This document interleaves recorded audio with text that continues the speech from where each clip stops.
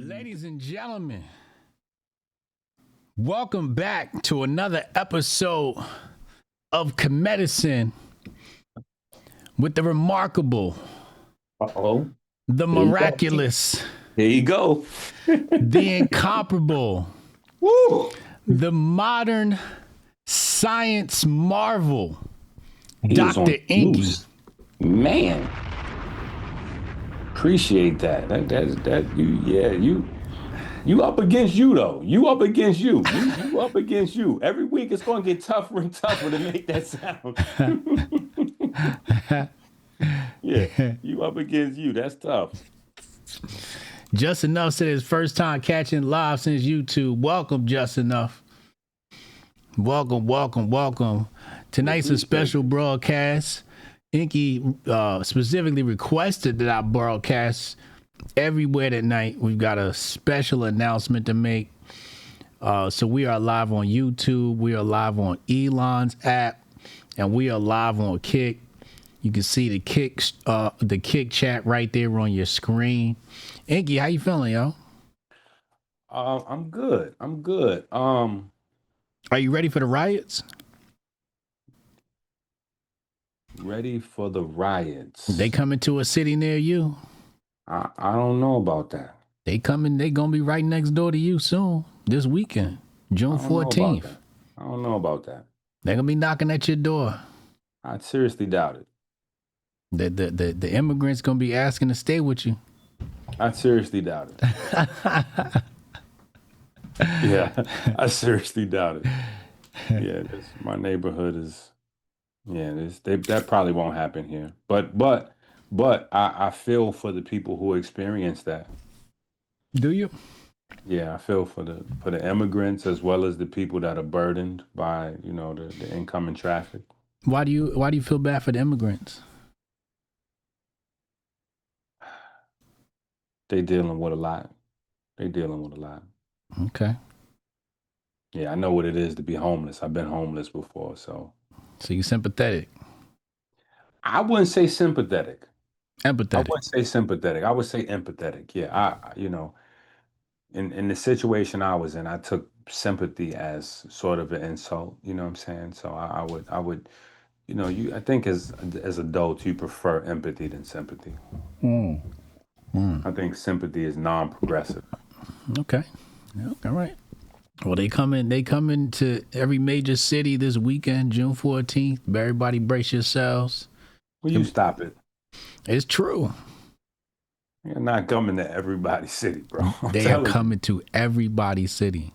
They are not coming to everybody's They've already deployed to Austin, Texas, and Dallas, Texas. Stop saying deployed. Listen, that's what they are. HJ is, listen, I personally, now, I have never been media trained. So in that pocket, in that space, I'm very green and uneducated. But with my uneducated opinion, HJ is the best that I personally know. Period. He is the closest thing to the GOAT, if there ever was one, that I know when it comes to media. Right? So when he chooses to say deployed, I know that he knows there's a difference between a visit and a deployment or an incursion. Like, that is crazy. That's exactly what it is. It is a deployment and an incursion. We don't know if these are coming from the pockets of George Soros or somebody else, but protesters are being paid to show up in major cities across the United States, and they are planning a nationwide protest this Saturday, June 14th. Yeah, Detroit is a little different, though. Is it? And I'm outside Detroit, and it ain't even that. Detroit is a little different. Detroit is a little different. It's a little different. All right. Because it's like, no matter what level of crisis you're personally experiencing, you always have to keep in mind that your situation could get worse. Right. We saw that during the COVID. Usually, if you should happen to show up in Detroit in the spirit of devilishment, Your situation probably would get worse like really fast in Detroit. Like it'll get worse really, really quickly in Detroit. Oh wow. Yeah. All right. All So right. I don't think that it's going to be. And if it is, it's probably going to be some small thing where people just hop out the bus, you know, make a little bit of noise on one corner, get some cameras to cover it, make it seem like it's happening a lot of places. Like it's not going to be that's not going to happen too much out here. All right. We'll see. Only time will tell. Only time will tell. Trust me, there's a lot more going on in Detroit that will tell. This will be the last place those folks pop off the bus at. If they pop off the bus acting crazy in Detroit, this will be their last stop on the bus. Everybody will have to send donations to Detroit to get folks out of prison because it's not going to go well in Detroit. Yeah, I know y'all having a migrant crisis out there too. Yeah, it's not riot though. It's not that. Shout out to Justin, shout out to Jay Brown. Because it's a love city and it's a working city. So if you come here and you're trying to work and it don't matter who, I'm technically an immigrant to the city. You know what I'm saying? Like if you come here with, you want to work and you trying to, the city will probably just embrace you or overlook you, one of the two. But if you come here out of pocket, you're going to be 8-ball in the corner pocket quickly. What's your lineage? Are you 100% from this land? Or your parents from another country? Are they from Africa, Jamaica, Venezuela? What's your lineage? My mom is, when you say from this land, what is that? What is that actually? The United States of America. Were they born and raised here or were they immigrants? Oh, okay. So you're talking about recent history. Yes. Okay, yeah. So my dad's side is Haitian. So he was born and raised there? Yeah, my dad's side is Haitian. Then my mom's side is American. Oh, damn. So the FBI is going to be on your ass. The Foundational Black Investigation Unit. You know the Foundational Blacks? No, I do not know them. I've never heard of them. I don't know who Tariq Nasheed is or any of that. No comment. See, you're not rocking with that. All right, that's good to hear. I'm not for or against. I'm not going on the record. I'm going on the record saying I'm against it. I'm going on the record. Fuck that. I'm against it. Well, by proxy, I'm in the army of Hotep Jesus, so, If we go to war, you gotta be ready to put on your boots. Well, they at the front door. Oh man, so we got a nice episode lined up for y'all tonight. What exactly,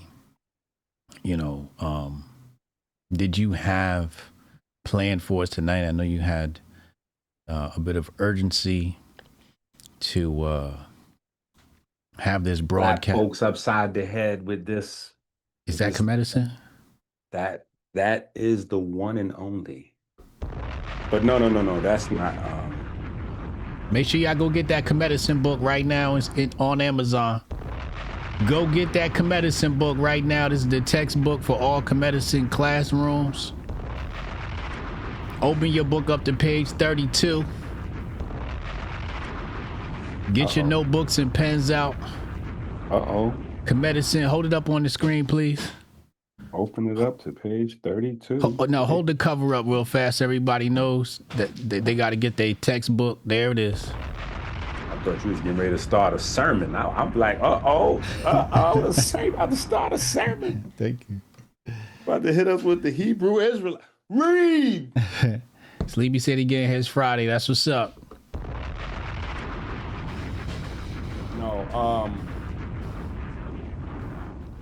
No, with me, it's always a lot going on.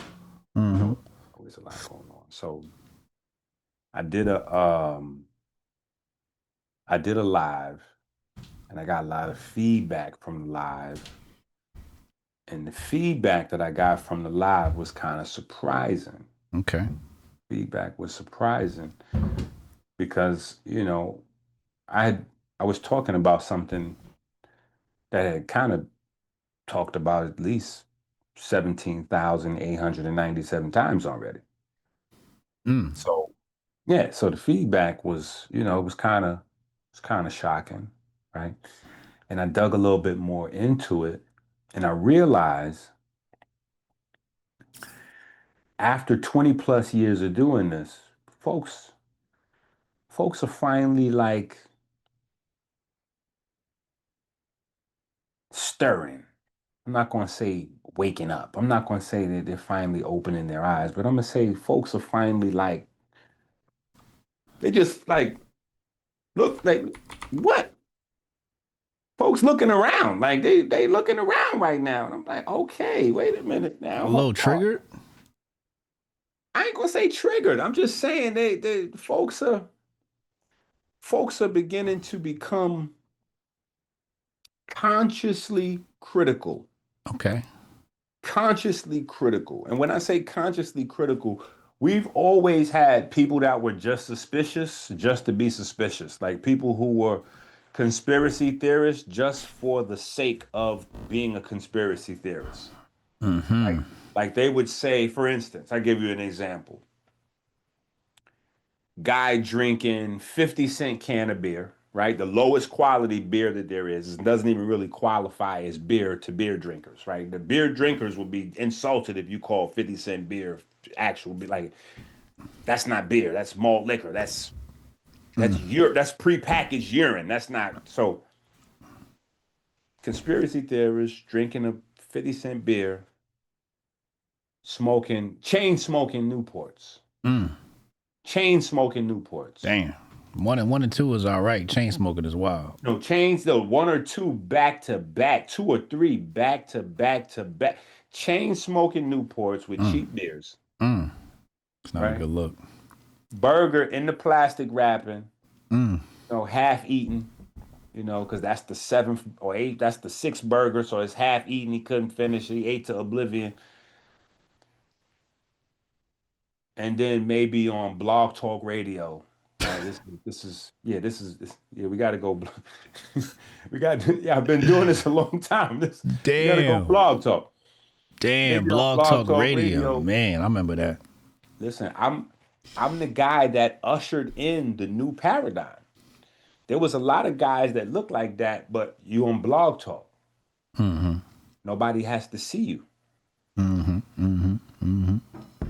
So they like, yeah, and this health thing and whoop, whoop, whoop, and I'm selling the detox and shock with this and shock with that, and I got this herbal cleanse and it's going to get you to lose weight in 2 weeks and blah, blah, blah, 6-pack in a month and boo, boo, boo, boo, boo, boo, boo, boo. And yeah, the hospital's this and the hospital's so. We've always had people that were conspiracy theorists just for the sake of being conspiracy theorists. Like there's been nothing credible behind it. Okay. There's been nothing, like Billy Carson's. That's why he has such a large audience. Him and Terrence Howard, just gobbledygook. But people, they missed the gobbledygook, since the passing of Captain Gobbledygook, Jordan Maxwell, there's been a hole in the community where people have been missing, Bobby vanished, Jordan passed, this gobbledygook is missing. So, this, but as of lately,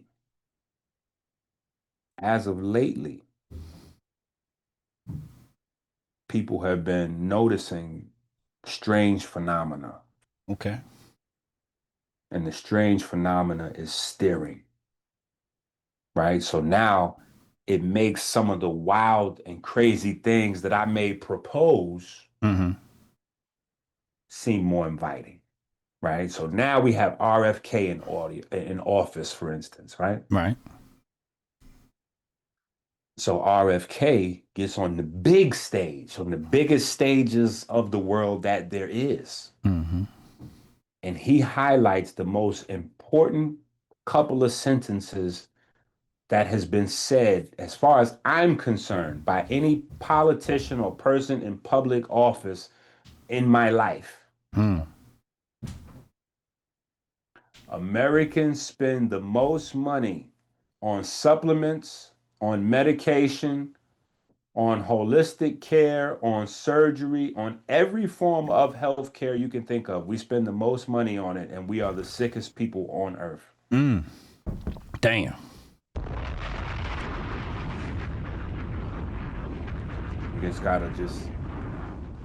You just gotta let that radiate right there. That's tough that's so tough to deal with. It's almost like people are wearing a bulletproof vest. Like they that doesn't even permeate. That's hard to even get that to go inside people's eardrums and like shake they pine. Like it's hard to even get that to go inside people's.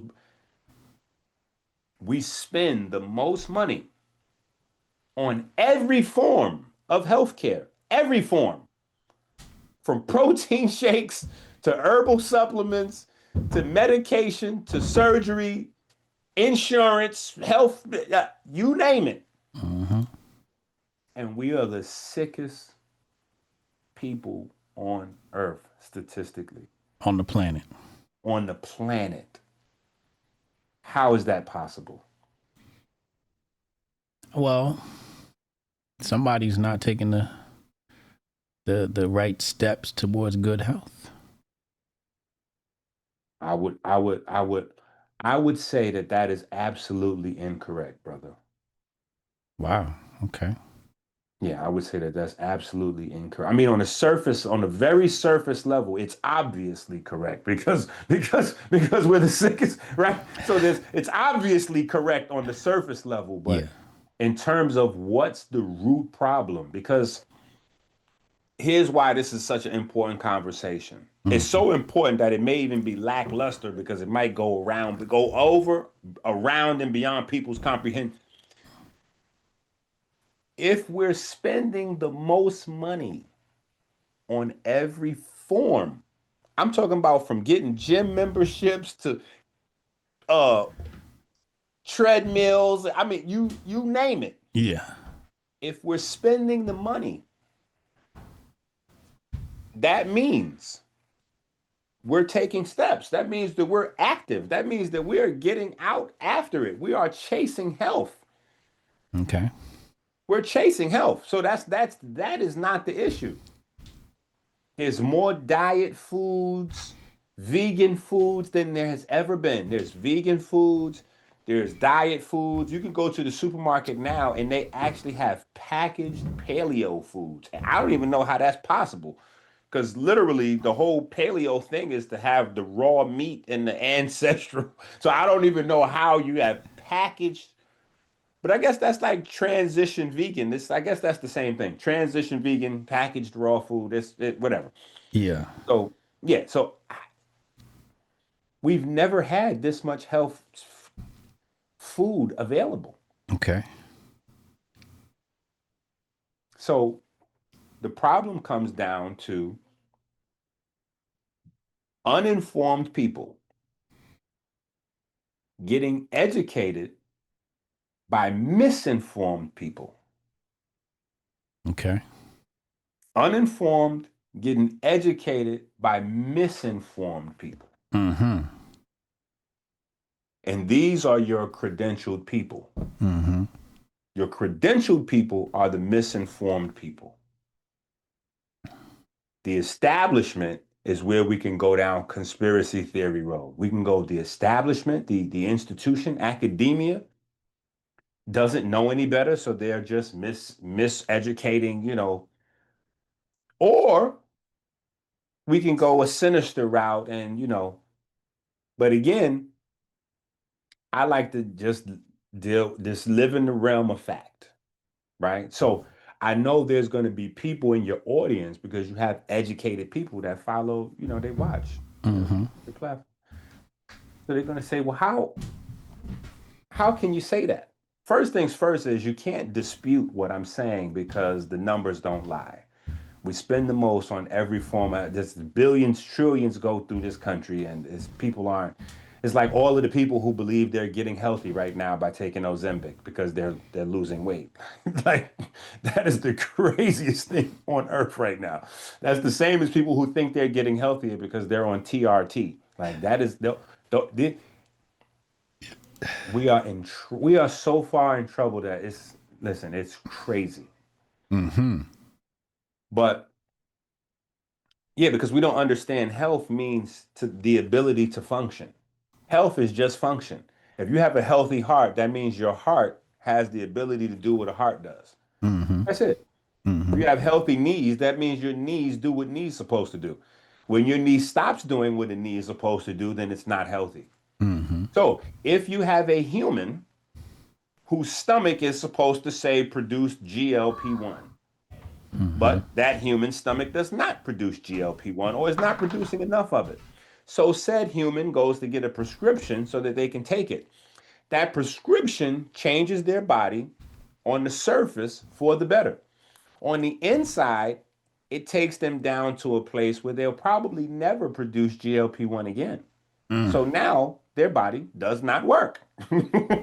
So on the most simplest level, because some part of their digestive system does not work and will not work again, they're not healthy. Okay. Healthy would be restoring GLP-1 production, Right. not getting you hooked on taking injections for it. Right? Okay. So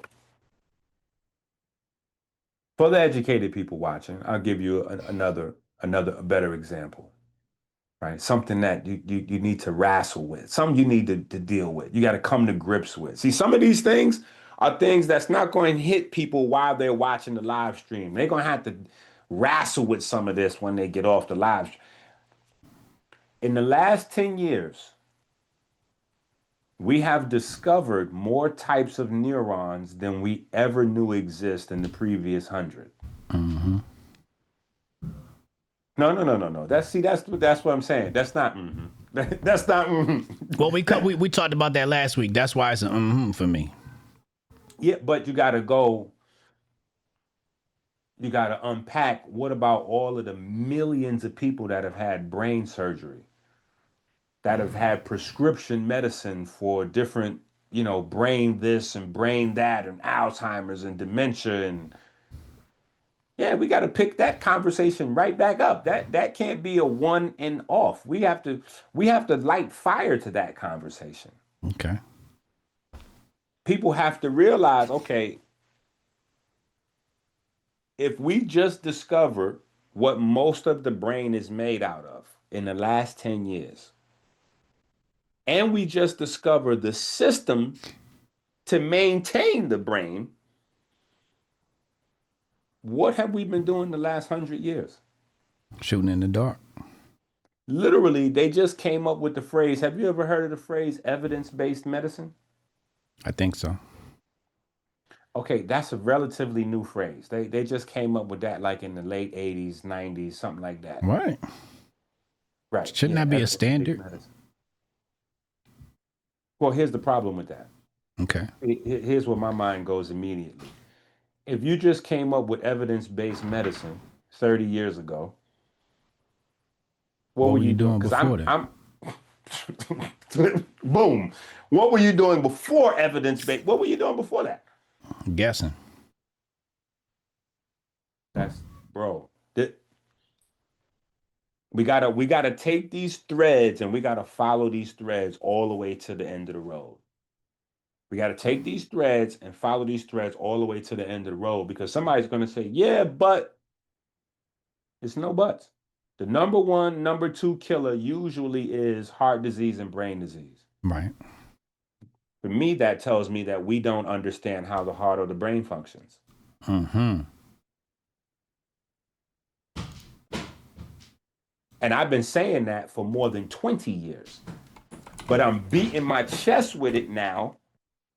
Because we just discovered all these neurons and we just discovered the glymphatic system. So those things now prove that what I was saying all this time was 100% all wise, right, and exact. Mm-hmm. Yeah. So now I have a new book out, a new series of books, And the core concept, or a core concept to this book and series is electrogenesis. Mm-hmm. Electrogenesis. And electrogenesis is creating sparks in the body. It's it's another. So I'm known for this type of thing, whether it's horizontal gene transfer or photovoltaicism.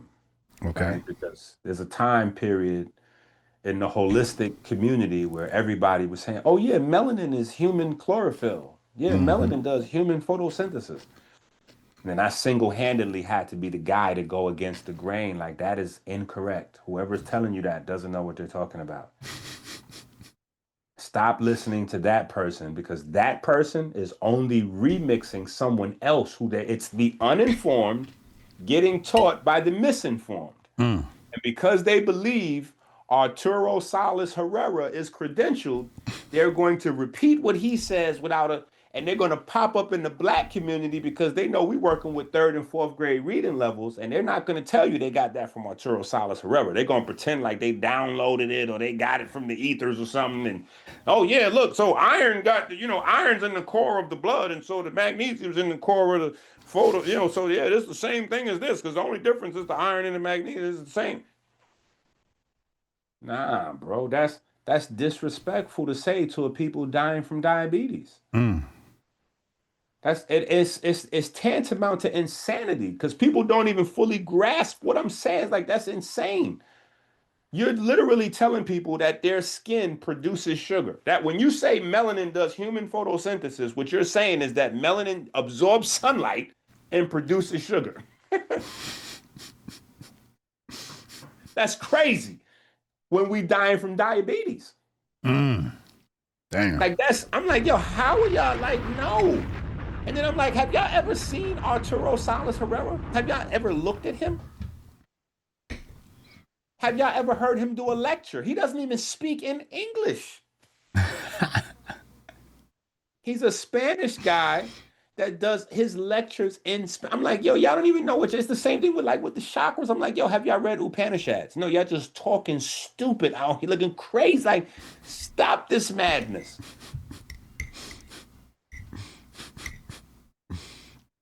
So, I've had these uphill battles. Folks were saying, Charles Darwin, blah, blah, blah, and shot this, shot that. I'm like, hey, ho, ho, ho.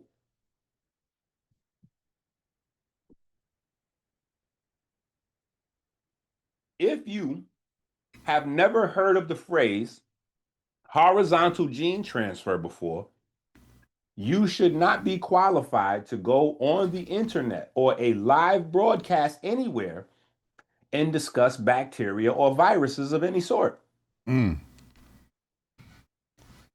That should be like standard qualification. That's like, if you've never bounced a ball before, you shouldn't even try out for a basketball team. Like, what are you doing here? You got some work to do, champ. You can't just show up here. Horizontal gene transfer? Horizontal gene transfer, yeah.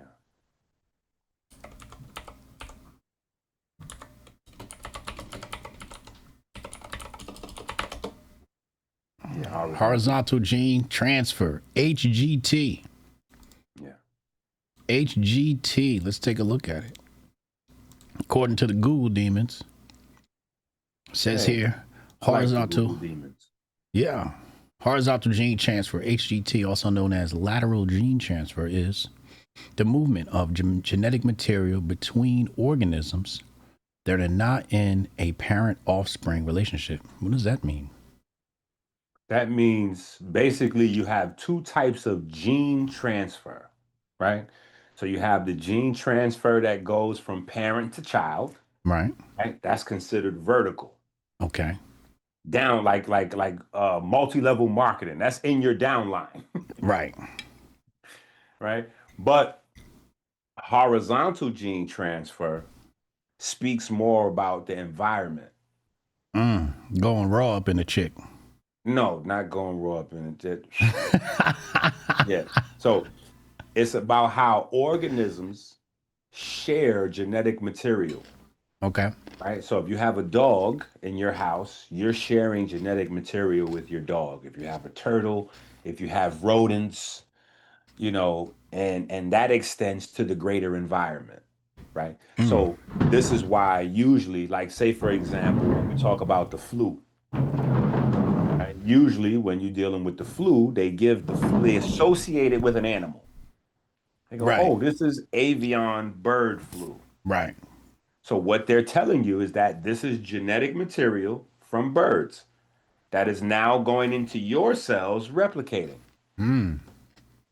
When there was swine flu, that means that there was genetic material from pigs that was going into your body and attempting to replicate.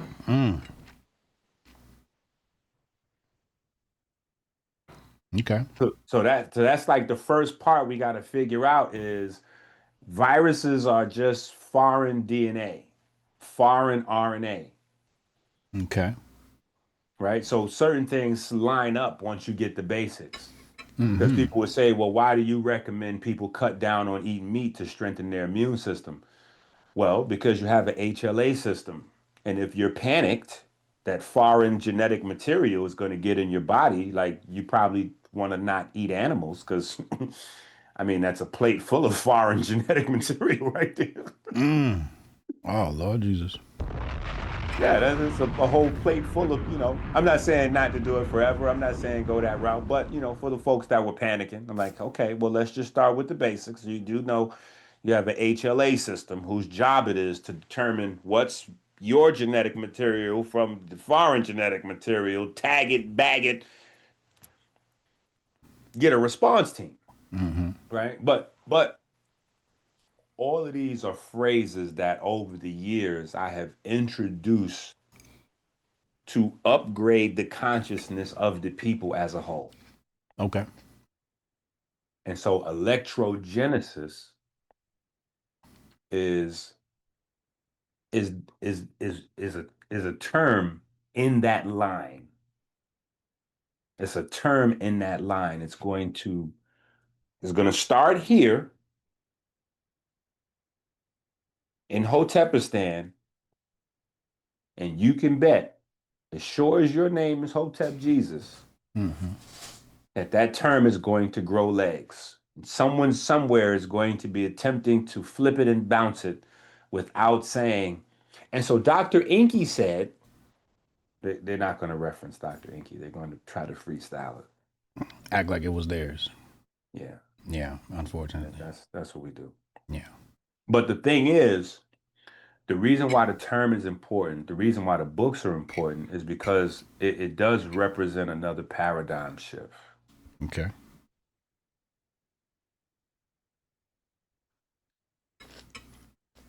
I'm trying to figure out how I want to approach the subject with your audience, but I guess the best bet is just to rip the Band-Aid off, right? Gotta rip the Band-Aid off. It's Hotep, man. These cats is ready. Okay. So one of the things that I was discussing yesterday, or was it yesterday or the day before yesterday? Typically, people that have God conversations, that are interested in God conversations, that get passionate about God conversations, do not have health conversations. And the people who are typically interested and passionate about health conversations are not interested and passionate about God conversations. Right. The problem is, in order to really, really, really get to the nitty gritty when it comes to health, we have to have more of a unilateral kind of, we have to look at some, and even if you're an atheist, right? Even if you're an atheist or you're in the middle there, you don't think there's enough evidence to whatever, like, you still have to try your best in your limited capacity to get to the origin so that you understand the blueprint of the body. Right. Right? Because if you don't understand the blueprint, it's not possible to have any understanding of health. Okay. Okay. So let's deal with a basic concept. Energy. Energy. The ability to produce work. Yes, so we talked about, okay, but we we went there already. Mm-hmm. So now I want to ask you, like how do we get energy?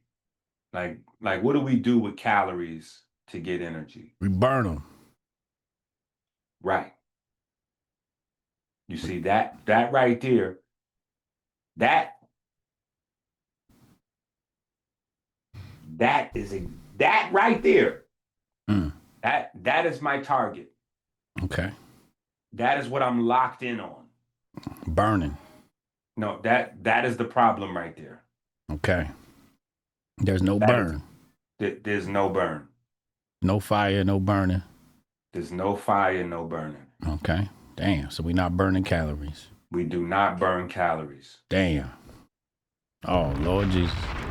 We Here don't we burn go. calories. Here go the rabbit hole.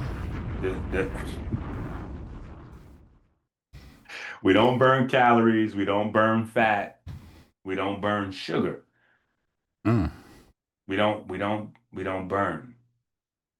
Right? But the thing is, and this is why sometimes we have to have health conversations in order to have a God conversation. And sometimes we have to have a God conversation in order to have a health conversation. Right. Quantum entanglement. We have to ask ourselves, where did these ideas come from? Okay. And we come to find out that the idea of burning is a religious idea. Oh, damn. Like you burn incense, you burn sage. Yeah. No. Take another step. See, you the one told me a few minutes ago we just got to rip the Band-Aid off. So just take another step. Got to burn the body. Like you burn in hell. Ooh, damn. Mm. The flames of Satan. Bro, listen, this has much more deeper implications than people would think. Like this is we spend the most amount of money. I got to return there because there are parts of this that our feet may leave the ground if we don't ground folks. We spend the most amount of money on all forms of healthcare and we're the sickest.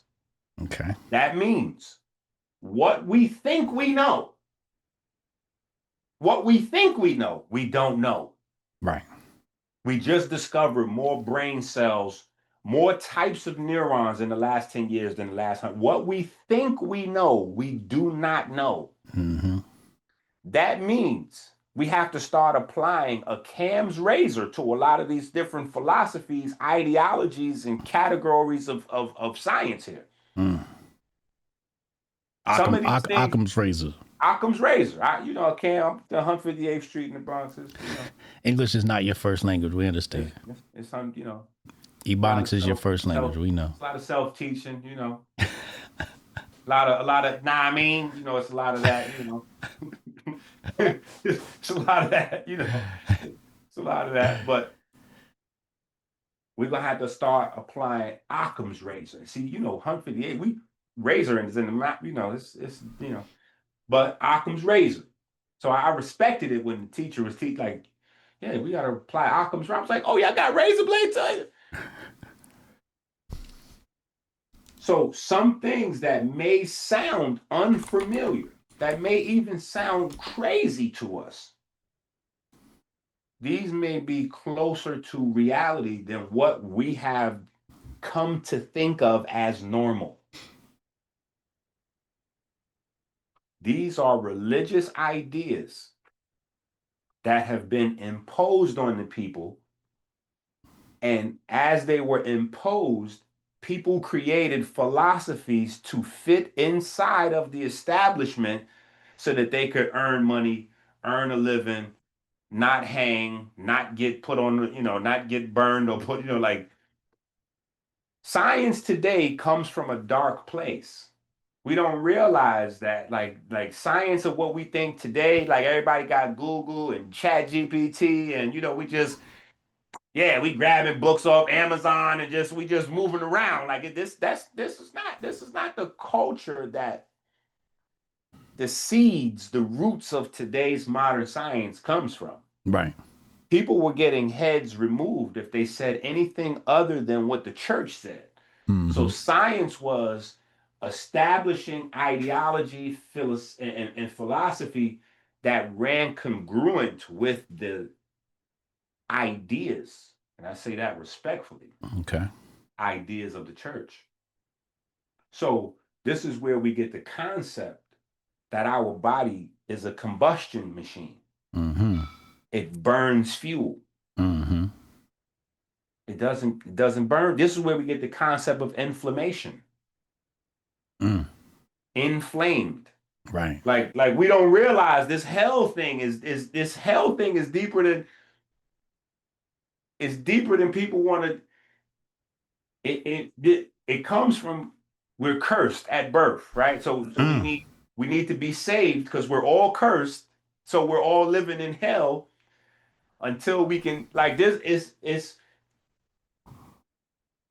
it's a lot to unpack. You know, it's just, so that's why I got to keep bringing folks back to, like, hold on, we're spending a lot of money. Folks got a lot of education, and the healthcare system is failing. We have the most. So obviously, what you think you know is not correct.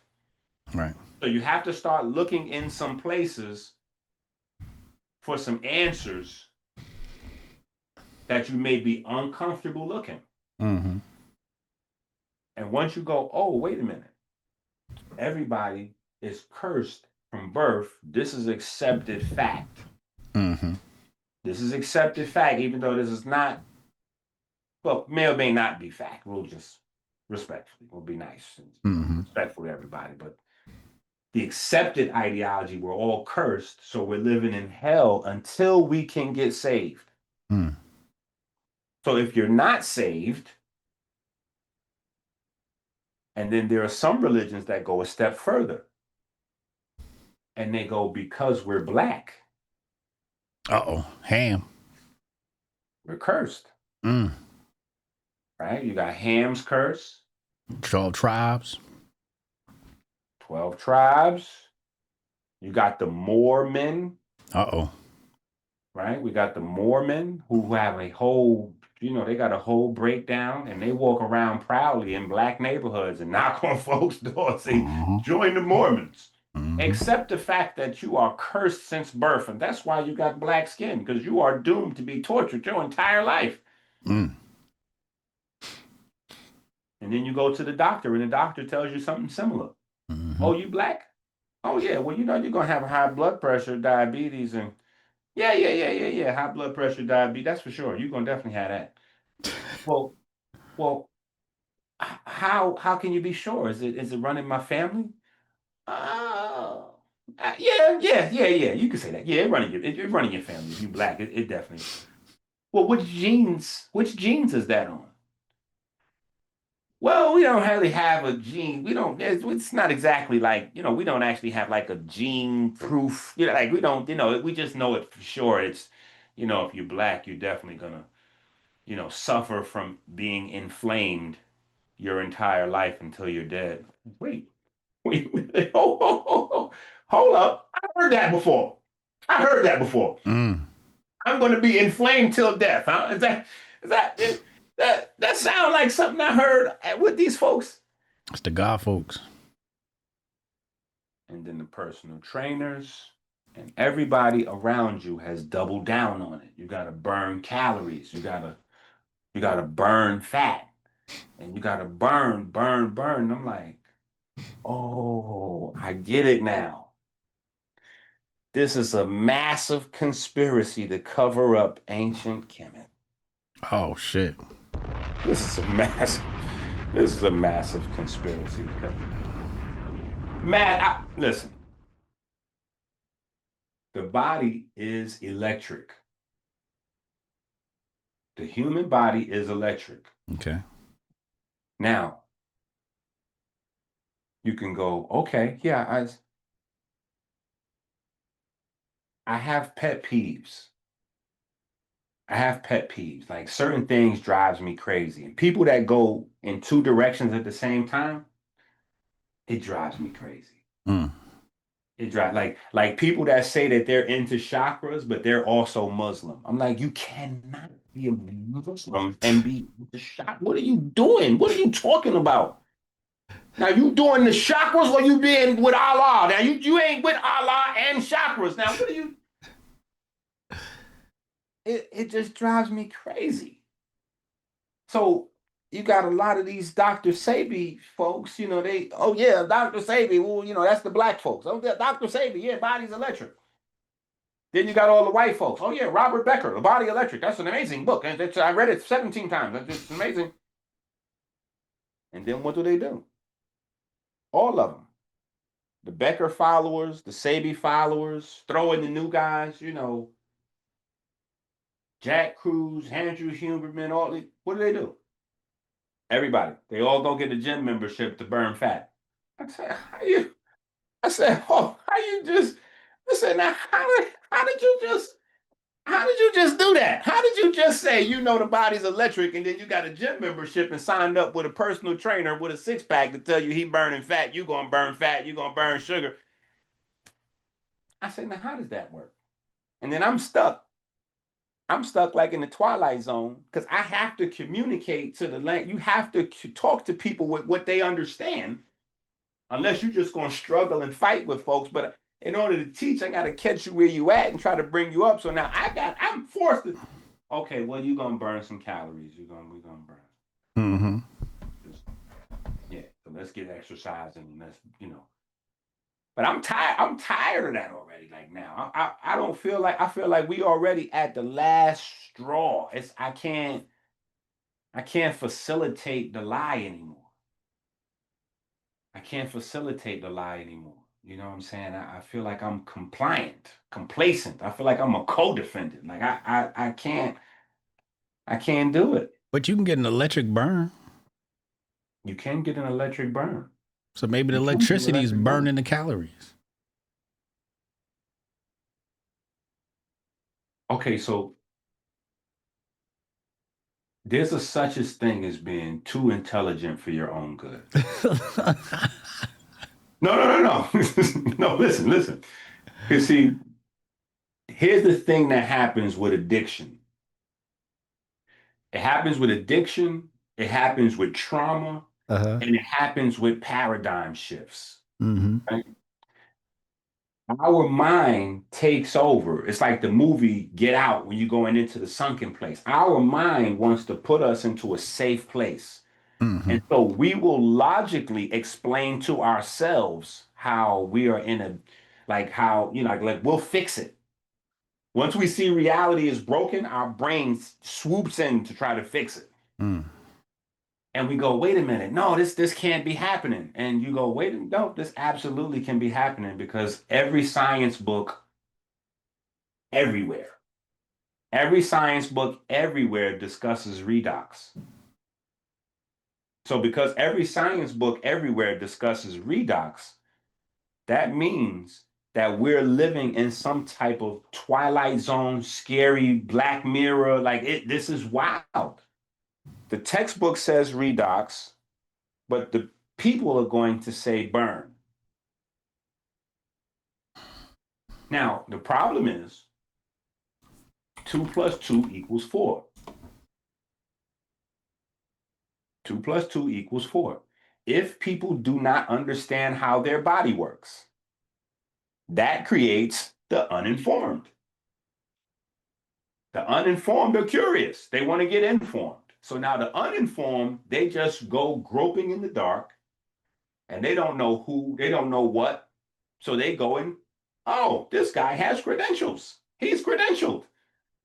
So now they grab someone or some source or they surfing YouTube or they all over the place or, even to be honest, Google and AI is hurting folks. You have to be intelligent, at least in whatever it is that you have to be able to discern. You have to searches, even if the search gives you a process search, because that's kind of what AI does. AI gives you a process search. It gives you a synthesis to the search, where Google is more of just a flat search, right? You still have to know what you're looking for. And you have to, when you find it, you have to know what's like. If you're a jeweler, you have to know what fake gold looks like after a while. Like you need to, or you're gonna get beat. Somebody gonna pull up on you with some copper tint, some painted, like that's electro for like it's not. Yeah, you got to know what's what. You have to educate yourself in order to be able to educate yourself. I tell people all the time about getting in shape. Stop watching these guys on YouTube because you're watching steroid bodybuilders thinking you're supposed to follow what they doing. Right. John Q. Public has to get in shape enough to be able to start getting in shape. Mm-hmm. Yeah, That's you can't facts. just go to the gym and start busting out X amount of work. Your knees and joints and shoulder, your body ain't ready for that. You Yeah, gotta I had take to. that thing. Yeah, you Yeah, gotta before I ease went to in. I moved to a pro workout, and before I went to the pro workout, I had to do the amateur workout. Yeah, you got to prepare yourself for that. You have to Yeah. prepare yourself for that. And so people are not even they're not cognizant enough to even understand when they're getting taught or not. Mm-hmm. And we're being crippled because people are not studying. They believe they can go to the cheat code. They can search it, or they can just find the guy with the credential, and it doesn't work that way because he's going to sell instead of teach. Right. And so we have the problem where we have the sickest country on earth because nobody knows what their body even is. Mm. Nobody even knows what the human body is. If you think that the human body burns, if you think it burns, then you don't even know what it is. Mm. If you don't know what it is, you don't know what it does. You can't even fix it. You can't even repair it. How can you repair something? You don't even know the original source. You don't know the original source to put it back to, how you going, you don't know how to do that. Every electronic device has a specific frequency. Like you can't just plug in an American appliance into a European outlet. No, it don't fit. Yeah. And it might be a different amount of charge coming through there. It might fry your circuits. Mm-hmm. Mm-hmm. You have to know what the system, you have to know how a cell works. People think they know how a cell works. People that have big muscles think they know how muscles work. Mm. I love to have conversations with them. I don't do it on the internet because it's embarrassing, you know what I'm saying? But I love my conversations with them in private because they just don't know. Like, Mm. okay, so how does a muscle work? And they go right into, oh yeah, well, hypertrophy. And if you do 1 to 3 reps, you're gonna get into the power, and this many reps, and you get into hypertrophy. If you go 12 or more reps, you're getting into the endurance. I'm like, okay, well that's how you work out. That's how does the muscle work? That's how does the muscle itself work? Like, talk to me about what's going on inside the muscle itself. Well, you got to have protein. Okay, so a muscle is mostly made out of protein? Yeah, muscle's mostly made out of protein. No, it's mostly not made out of protein. It's not mostly made out of protein. Muscle is mostly made out of water. Mm. But if we entertain the idea of protein, what type of protein is muscle made out of? Oh yeah, well, it's the branch chain amino. No, no, no, no. Muscle is mostly made out of collagen. Your body's mostly made out of collagen. So you're not even eating the right protein in your drink. Most of these protein shakes, they don't even have collagen. You're not getting hydroxy. I mean, you're getting a little bit of collagen building amino acids, but it's not just geared to that. It's geared towards leucine and, you know, Mm-hmm. things that support the mTOR system in the body. Right. Right. But what I'm saying is this is why people are sick. We don't even know we don't know what the human body is. Mm-hmm. The people who are dark like me and you that wear melanin, they've been calling melanin human chlorophyll for 30 years while dying from diabetes. This is the craziest, most psychopath, most insane thing of all. Like, what? I literally single-handedly am the only person on earth, like when I started anyway, teaching people that melanin is photovoltaic. Mm-hmm. Melanin is not photosynthetic, it is photovoltaic. Melanin converts photons into electricity. It produces a voltage. Mm. That's what melanin is doing. Yeah, photons to electrons.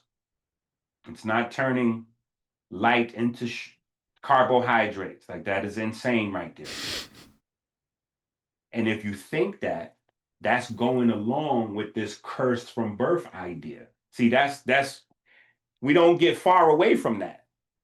Because if we're dying from diabetes, which we are, and the sun is producing the sugar inside our blood that's giving us the diabetes, then the sun is killing us.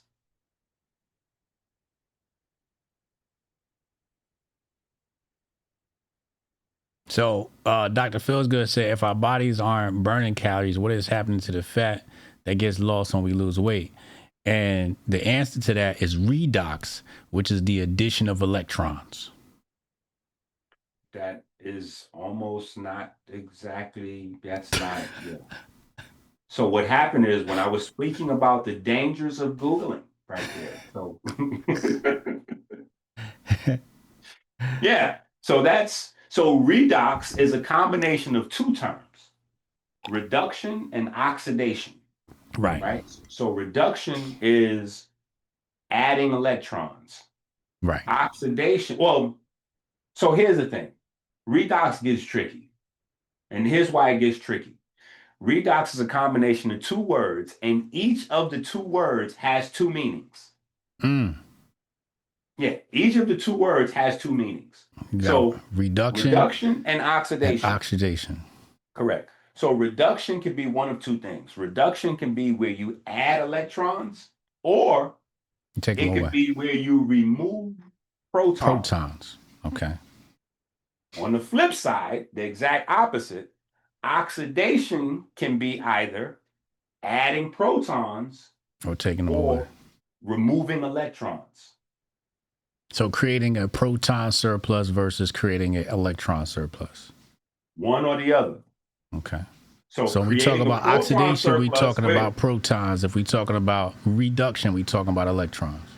Yes, we're talking about a surplus of electrons with reduction. We're talking about a surplus of protons with oxidation. But now here's the thing. If inside your body you have a system, right, where something takes electrons away from a thing, and something else is putting protons in, and then it adds the electrons back, takes them away, and then brings them right back. That's a circuit. Right. Electricity is flowing. That's a circuit. Mm-hmm. Okay, let's simplify it to. No, we got that. Everybody here is smart. No. But we're more familiar with the food conversation. Okay. The food conversation is acid alkaline. Right. And so lots of people was upset with me because I was correcting people where Dr. Sebi was incorrect. Mm-hmm. And people, they're blind followers without the study. And so they say, oh, no, acid is bad. Acid, no, acid is no good. No protein, no fatty acids, no acids of any sort is good for the human. I say, whoa. Respectfully, Dr. Sebi might not have known what he was talking about. Respectfully. No, respectfully. Because Dr. Sebi was saying the human body is electric. If the body is electric, then we have to have electric circuitry. Mm-hmm. Right. And that's what acids and alkalines or base does when you put them together. Right. So because our body is made out of acids, primarily to energize them, you want to have basic or alkaline materials to fuel them, to give them energy. Right. Because the acids are going to pull electrons and the bases or the alkalines are going to donate the electrons that they want to have. So marriage made in heaven, right? But we also have to remember that every day we turn over about 50 billion or so, some old crazy number amount of cells. So we have to consume acids so that our body has raw material to rebuild the body. Yeah, it's some crazy, insane number, 50 billion, some old wild number of new cells we got to make every single day, right? So we have to have acids, fatty acids, amino acids, etc., to rebuild the structure of the body. So you got two different basic aspects to your nature. You have your physical, tangible you, and then you have the energy that supplies you with the ability to move around. And so you've got to eat for both of those things. You've got to eat for the physical, and then you've got to eat for the energetic or the spiritual part, right? The part that we can't see and touch, right? And that's where it gets tricky because we don't understand, right? So to go to who? Phil, what's the brother's name? Donahue? No, the brother that asked the question in Patch's name. Dr. Feels Good. Dr. Feels Good. Should I say pause or we don't say pause? Yeah, it's a little close to a pause moment. Yeah. Shout out Markel. What up, Markel? I was just on my on one of my bros channels, and he had a dude in the chat. I jumped in the chat just to show some love in the chat, and there was a guy in the chat that was named Chakra King, and I just was like, pause, no diddy. I didn't know if I was like, yeah, let me just. I don't know if this is appropriate here. Let me just. That's nasty word. But so his question was, how does our body get rid of fat, right? Convert fat, calories. Right. So what we're doing is we're producing. So our body is. So here's another contention that I had with Sebi, but I consider Dr. Sebi a god in the space. I don't get to this level without standing on his shoulders. Right. But here's another contention I had with Dr. Sebi. Even with Robert Becker, and it's not even really a contention. It's just the work was incomplete. They put in some pioneering work to figure out that the body was electric. And then I came along to take that work to another level and go, okay, yeah, to an extent, your body is not actually electric though. Your body, it runs on light. Your body runs on light and sound, not electricity. So that's the next level to it, right? Because if you think about it, right, we're converting fatty acids and carbohydrates. We're breaking them all the way down, and we're getting subatomic. We break them down to subatomic. We break them down to electrons and protons. Okay. That's where the conversation is in the human body: electrons and protons. Okay. And we have electrons going like this, and we have protons going like that inside the electron transport chain, right? So the electron transport chain is actually the electron and proton transport chain, because at every cytochrome, you have electrons going this way and protons going that way. And it's the protons that come back and make the motor turn of the ATP pump that recycles ATP. Yeah, so it's protons going from the inner matrix to the outer matrix that are funneled back into the inner matrix that powers the motor that recycles ATP, right? But the thing is, right, mitochondria, right? And so here's where you have to go with this. We got to go back to the beginning, right? Single cell organisms on Earth. Mitochondria was a separate organism. Now, mitochondria invaded cells or cells captured mitochondria. However that happened, they created a symbiotic relationship. So it was a marriage, and they still married, right? But mitochondria is still its own organism. Even though it's adapted to, it's like a cage, it's like a pet, you know what I'm saying? I have a Rottweiler. That Rottweiler cannot go out in the wild like a wolf and get his own food and all that anymore. It's now trained to it's domesticated. So our mitochondria has been domesticated, right? But it's still its own right? And I tell my children, like, hey, that's a wolf right there, right? Like, don't violate the dog. Like, you can play with the dog, but don't violate. So we have to understand mitochondria is a separate organism, right?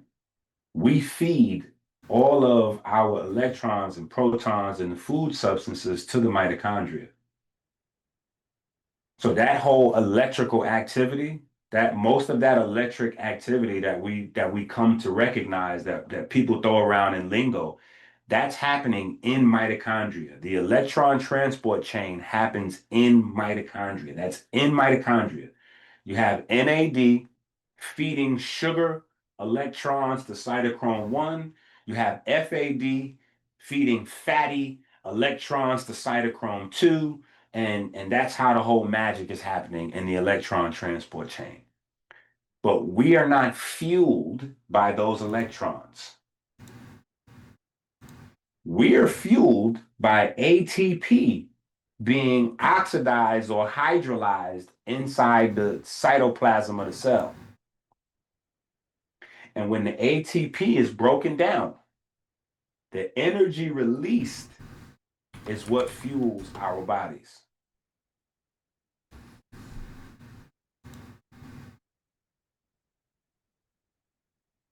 Yeah. So that's a whole nother conversation, right? Adenosine triphosphate. Adenosine triphosphate, right? So that's basically like an amino, an amino structure with some sugar on there, right? An amino sugar kind of thing, and it's holding on to 3 phosphates. And when one of those phosphates breaks off, there's energy in the bonds of the 3 phosphates. One breaks off, that energy from the bonds of the phosphate. So it's going from adenosine triphosphate to adenosine diphosphate. Right. So when that one phosphate pops off, there's energy in those bonds. That energy that's released, that's what our cells use. Okay. Not necessarily the electricity. The electricity, the electrons and all that is to facilitate that action. That's the action that we're looking for. The ATP, the phosphorus action. Mm-hmm. Yeah. And when that happens, the energy that's released is a combination of sound and light. Mm. And that is what actually fuels the cell. So we can eat hip hop. Well, I had an album called Sound Becomes Light. It's still available on all platforms. But I've been teaching the same thing for a long time. It's not like, like some people learn something yesterday and then they run out and be like, no, I came up with this. Like, no, I've been trying to raise the vibration, so to speak, get people's frequency up. Like, yeah, it's been a consistent uphill battle. I feel like I'm making some headway, especially, on platforms like yours where we have a more educated crop. Mm-hmm. Is that why music gives us energy? That's absolutely why music gives us energy. But there's a lot of room there, right? Because that's covered up. See, the true nature of our body is covered up. Mm. People read my books, they're going to see a phrase pop up all the time. God is music. Mm. God is music. God is music. God is music. They're going to see that phrase pop up a lot. Because music is more than what we interpret as, like music is about organization to force. Music is about organization of force. That's what music is about. Organization of force. That's the language of the universe. The scientists from these very institutions that I'm telling you, the institutions of misinformation, they would tell you that math is the universal language. And to an extent, that's credible. But math is only the universal language because it allows what allows you to quantify music. Mm-hmm. So music is the thing because we can all understand, we can communicate with music even if we don't speak the same language. Mm-hmm. It crosses all boundaries. So that would make that the universal language as opposed to math that most people can't even understand. Yeah, there's no communication if I don't understand it. And once you get past, so we have illiteracy We have people that, and if you watch popular movies, it's funny. If you watch popular movies, you notice that they use a very small vocabulary. And they use a very small vocabulary so they can appeal to the most widest group of people. Mm-hmm. Right? Because once you start speaking at a certain level, you start to alienate the audience. Right. Well, the same thing that we have with illiteracy, we have innumeracy. Yeah, we have illiteracy going on and we have innumeracy going on. Innumeracy is people, the inability to count. Mm-hmm. And we've had that going on longer than we've had the illiterate problem. Mm. Yeah, calculators have been around a lot longer than machines to read to us. Right. Right. But here's the thing. Our brains are hardwired based on function. If we stop counting for ourselves, which we did probably 100 years ago now, it's going on along. If we stop counting, the whole sections of our brain that are hardwired to count, and more important than count, because pattern recognition is a form of math. Mm. So that's a part of your logic, your ability to think, your ability to synthesize information. So once you don't have that, that's whole tracks, whole plots of your brain that are beginning to atrophy. Same thing with reading. This is the reason why we have such a epidemic of dementia going on right now.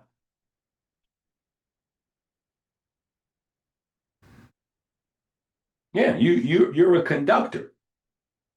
You're a conductor. We don't burn fat, we electrify it. When you look at a fat molecule, they're storing.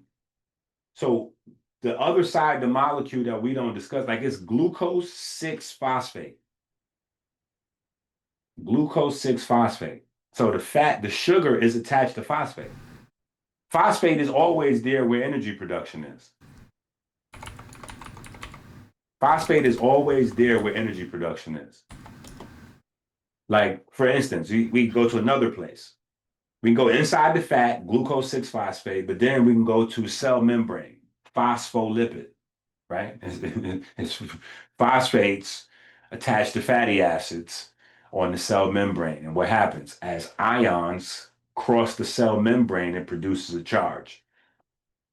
Mm-hmm. Wherever the phosphorus is where the energy, that's the energy molecule right there. Wherever the phosphorus, and phosphorus is literally known, phosphorus, right? Phosphorus is known for being the light bearer. Yeah, because that's what phosphorus does, is produce light. That's literally where we get the term phosphorescence from. Yeah. So let's go back. You said Kemet is being hidden. What were you alluding to when you said that?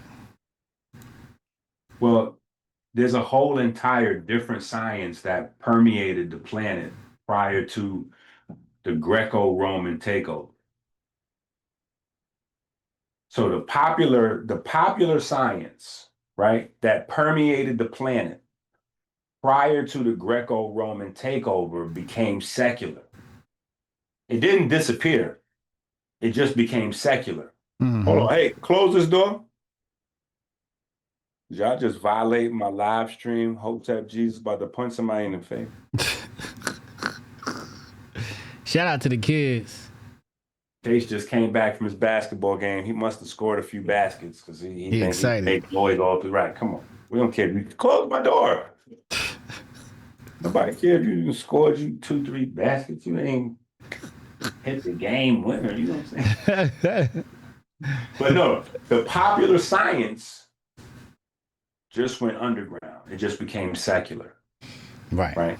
So the popular science was that the heart is the center of the mind. Okay. Right. Let's wrestle with this for a second, because now we getting ready to lose some folks, and then the folks that remain, these are going to be the deeper.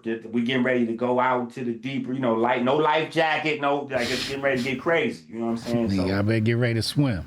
Yeah. So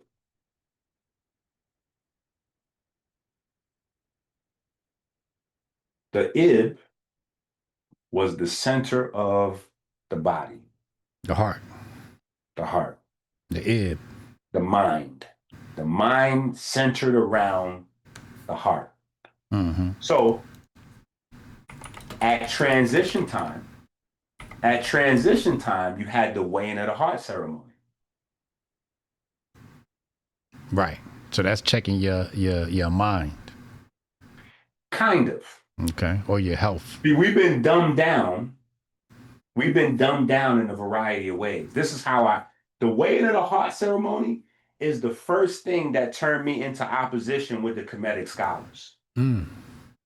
And not to bring it back up, but that's how Shaka and me wind up, he kind of caught a lot of strays and you just over there with, and it got, because I'm just, all the Kemetic scholars, y'all go over there.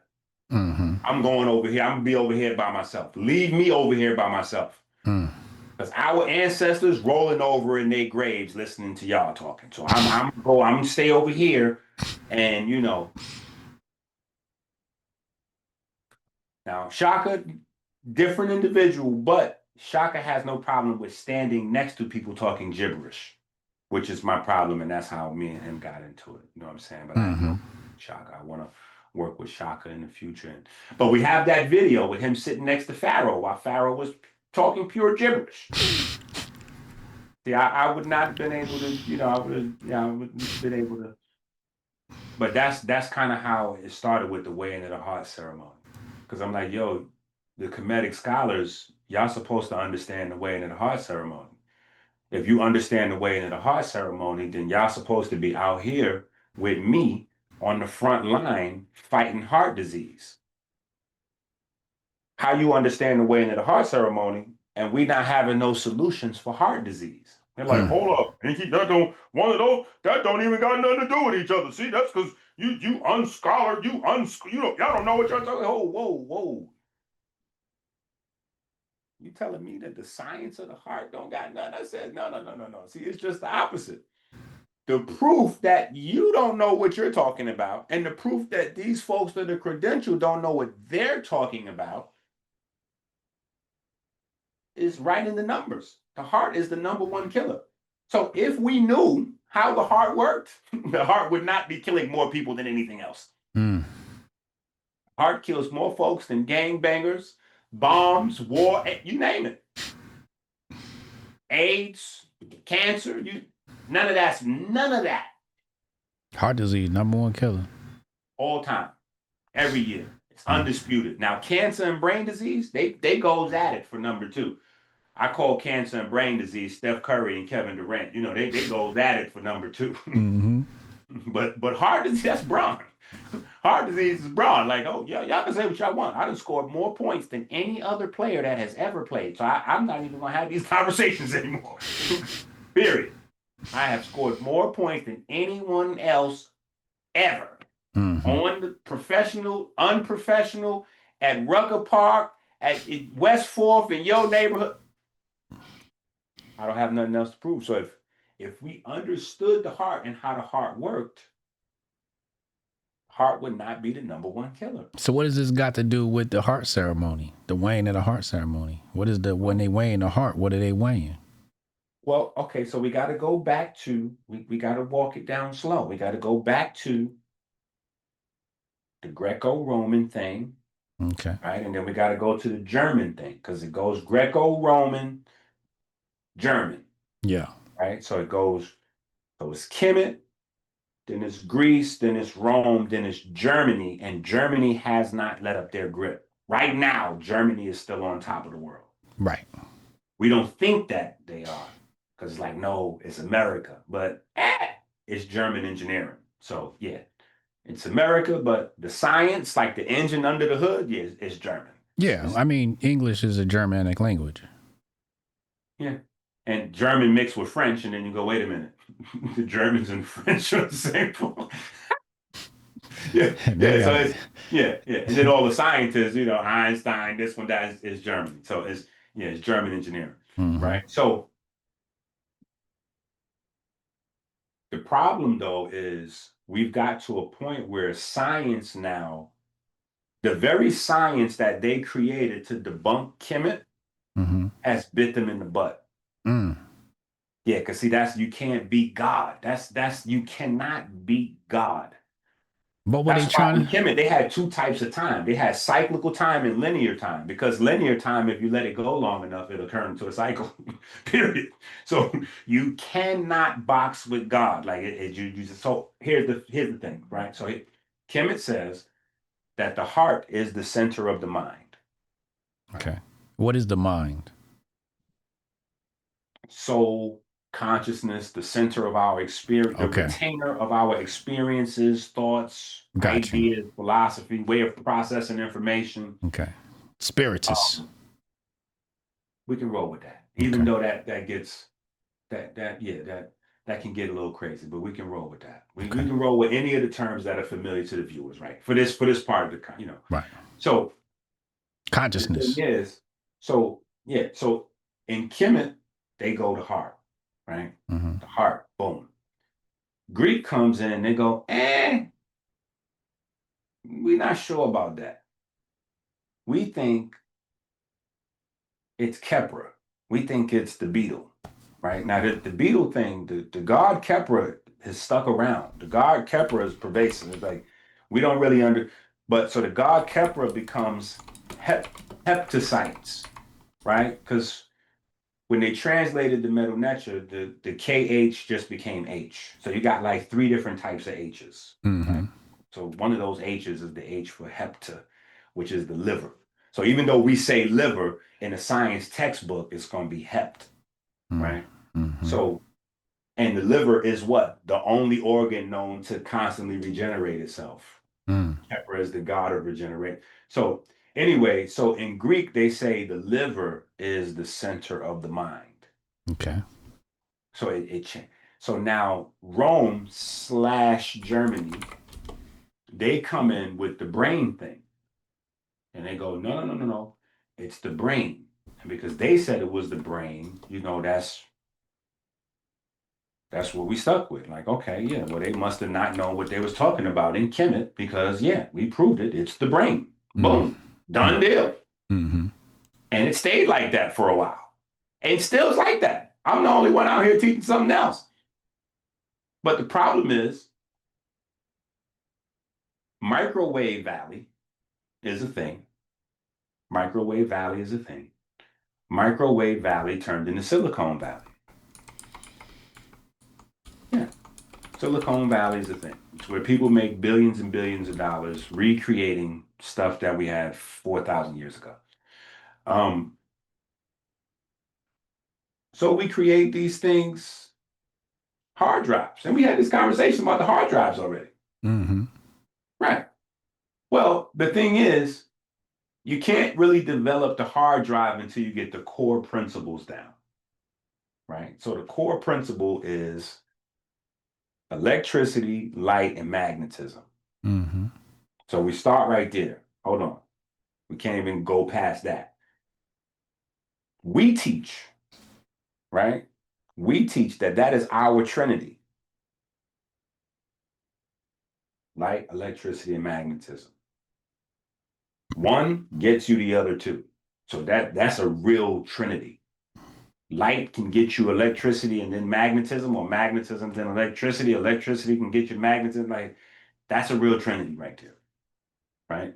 So we just put that, we park that right there on the side. So that you got to understand electricity, light, and magnetism before we can get into computers and computing and hard drives and memory storage. We have to know what the nature of information is. And then we have to know, once we have a tangible substance that we can quantify as information, then we can figure out systems that will store that substance. Follow me? Okay.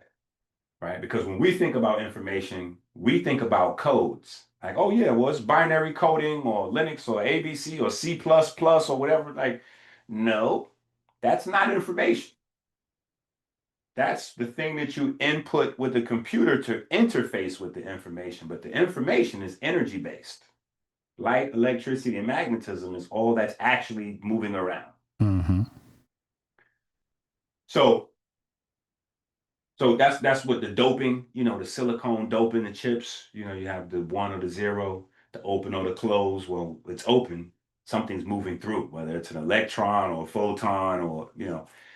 But so once you get that, it's magnetism that stores information.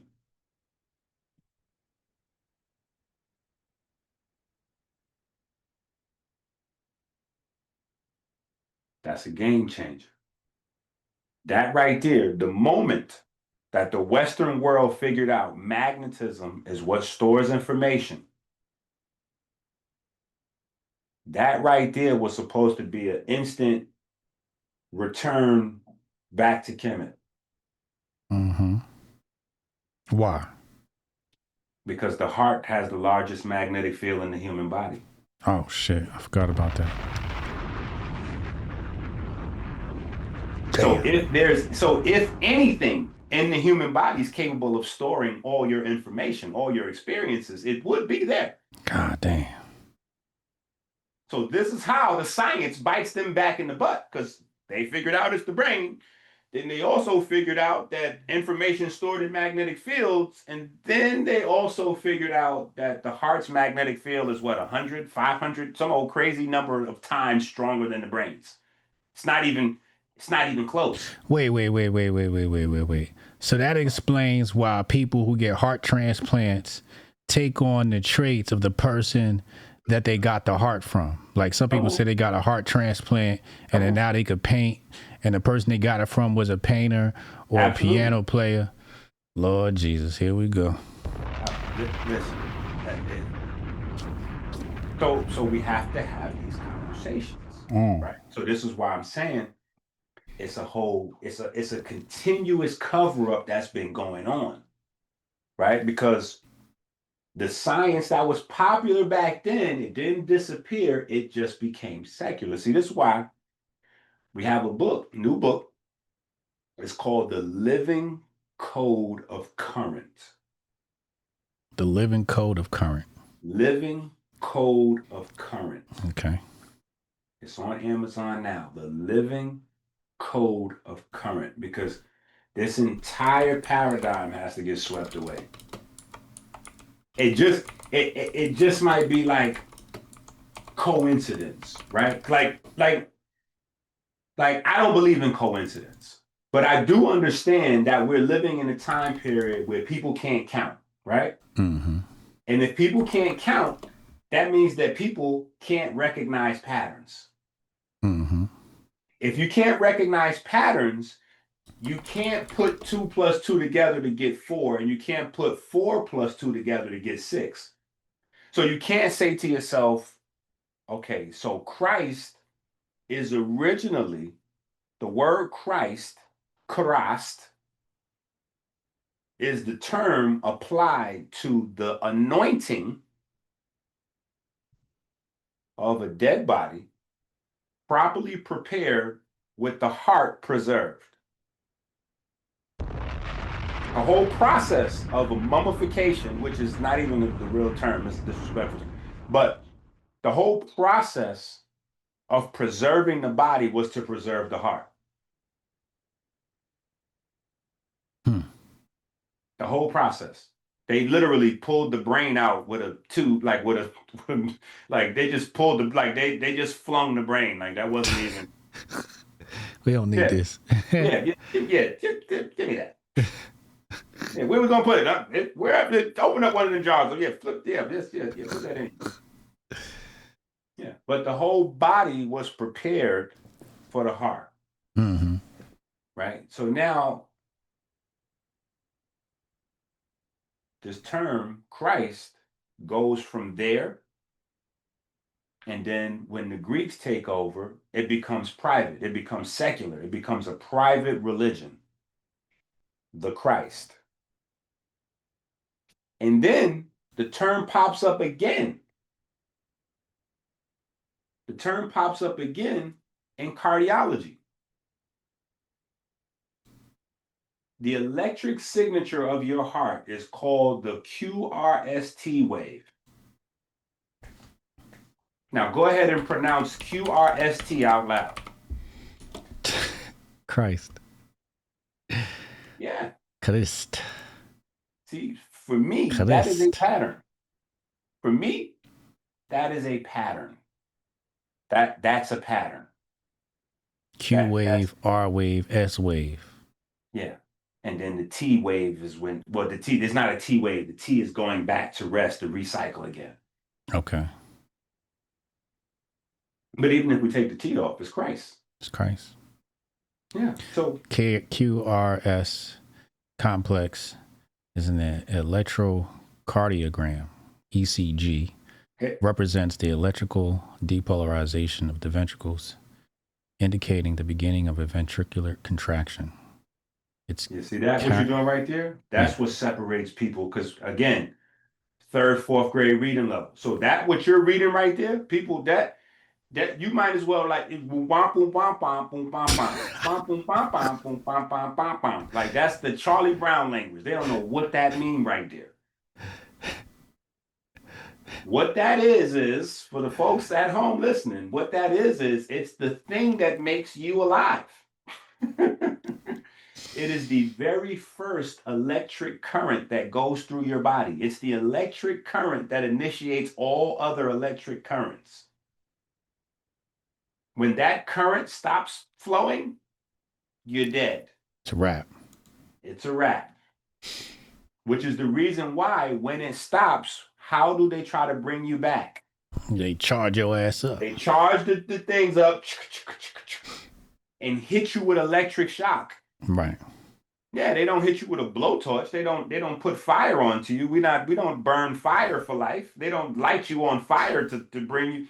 They run electric current into you and try to jumpstart your electric heart. Mm-hmm. Yeah. Do you know that your brain has a heartbeat? What? Separate from the heartbeat? No. Your brain beats at the rhythm of the heart. That makes sense because sometimes I feel my brain beating. That might be high blood pressure. Yeah, that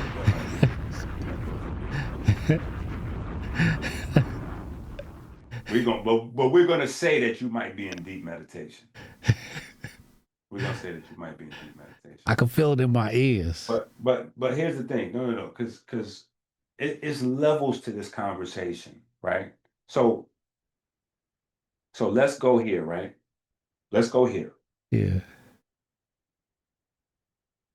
There's so many different places. Okay, so let's go in 2 places, right? Remember, we just discussed the brain, and I keep reminding folks, spending the most money on health, sickest country. So obviously, we don't know what we think we know. Mm-hmm.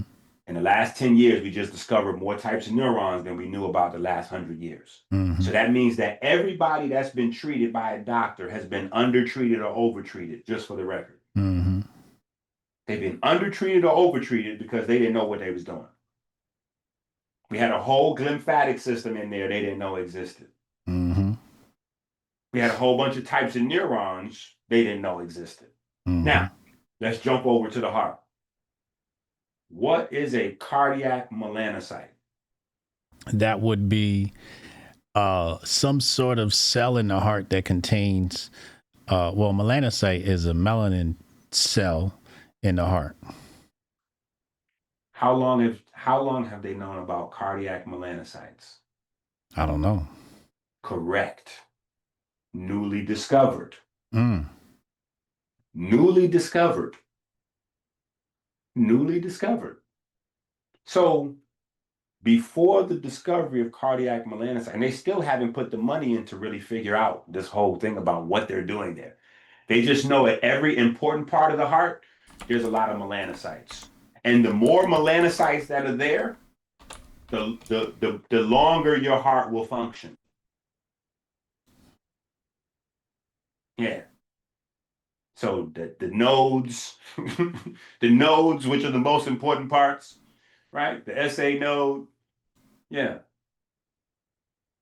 All of the transfer stations, where blood's going from one place to another, where electricity's going from one place to all of these places, cardiac melanocytes, right? So we don't understand the anatomy of the heart. It's saying it's an emerging field of research. Emerging field, bruh. So what? So what are we? What are we? Listen. So what are we doing? What are we doing? If the brain and the heart is emerging fields of research, what are we doing out here? This is where Kermit sips Blue Mat CMOS. This is where Kermit sips CMOS.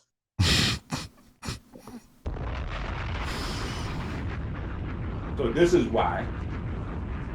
And so what happens, this is where it gets crazy because it gets spooky out here. Right? So this is where it's the misinformed misinforming the uninformed. Mm-hmm. Right? Because the people don't know, because the people are 9 to 5, or they might play basketball, whatever they do in their life, they're like, oh, no. We're going to leave the heart study up to the heart folks. And when we need heart information, we're going to go speak to heart people that's heart professionals. They're going to tell us about our heart. Yeah. So heart doctor, what I'm supposed to have, what I'm supposed to be doing. Oh, well, yeah, you're supposed to have this and this. Oh, okay. So that's what I'm going to do. Oh, heart attack. Boom. Wait a minute. I'm following the guidelines set forward by the government based on the cardiologist. I'm following the guidelines set forward by the government for the standards of the nutrition and blah, blah, blah. Because all of this, see, we don't realize how all of these things are connected. When you go get some vitamins and the vitamin says daily value is this, it's based on these ideas of somebody knowing how your body works. So they're going to say, this is your brain. This is how your brain works. Your brain requires X amount of this every single day for your brain to be optimal. Okay. So if you don't know what my brain is made out of, how can the daily recommended vitamin dosage be correct? You don't know what the parts are. So you don't know what you don't know what's happening there.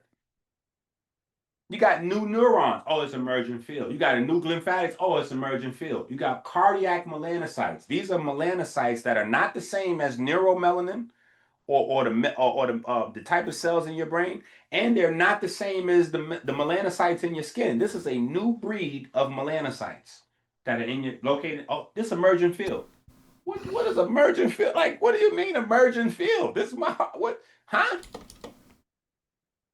So you're saying you don't know the answers. You don't know what this is. And it's thousands of these things inside my heart, located at important places. So that means you don't know how these important places work. Yeah, that's what that means. These important places in the architecture of my heart, you don't understand how they work. The only thing you can do to get some understanding is use an electrocardiogram, which measures the electrical activity. It's not a thermostat. Why don't they measure your heart with a thermostat? Why don't they use a heat measure why don't they measure the heat? Since we're on fire, we're combusting and we're burning. Why don't they use a thermostat? Yeah, because it's electricity. It's electricity. And so we can't even build any sort of understanding because, and I've tried. So this is over time, I've got to the point where my frustration has been able to settle and I can have a conversation like this, even though I'm frustrated about all the things I'm discussing, because I've tried to discuss hormones. Like, oh, okay, we can't get it at hormones. Let's go a level deeper. All right, let's go a level deeper. Let's discuss cytokines. Right. Let's go a level deep. Let's discuss cytokines and chemokines and myokines, and let's get maybe that'll none. It doesn't matter what level people can't get it because you're not going to the root, the basic and holistic naturopathic. That's what you're supposed to be doing. And the root is electric signals. It's electrical signaling that's going to stimulate something else. So if we're talking about a cytokine, a chemokine, a hormone, all of these things are stimulated electrically. They're all stimulated electrically. So we're not understanding it's like every day in your neighborhood, maybe 100 people get a box from Amazon. Right? Give or take, maybe 50. The numbers are arbitrary. Say it again. every day in your neighborhood, let's say 10 or 20 people or 100, the number doesn't matter, but let's say people get boxes from Amazon. Absolutely. The boxes are pretty much the same boxes. They either send you the box or they send you that little white and blue plastic. Right. Okay. But the thing that's inside the package is absolutely different almost every time. Yes. That's the problem with the body.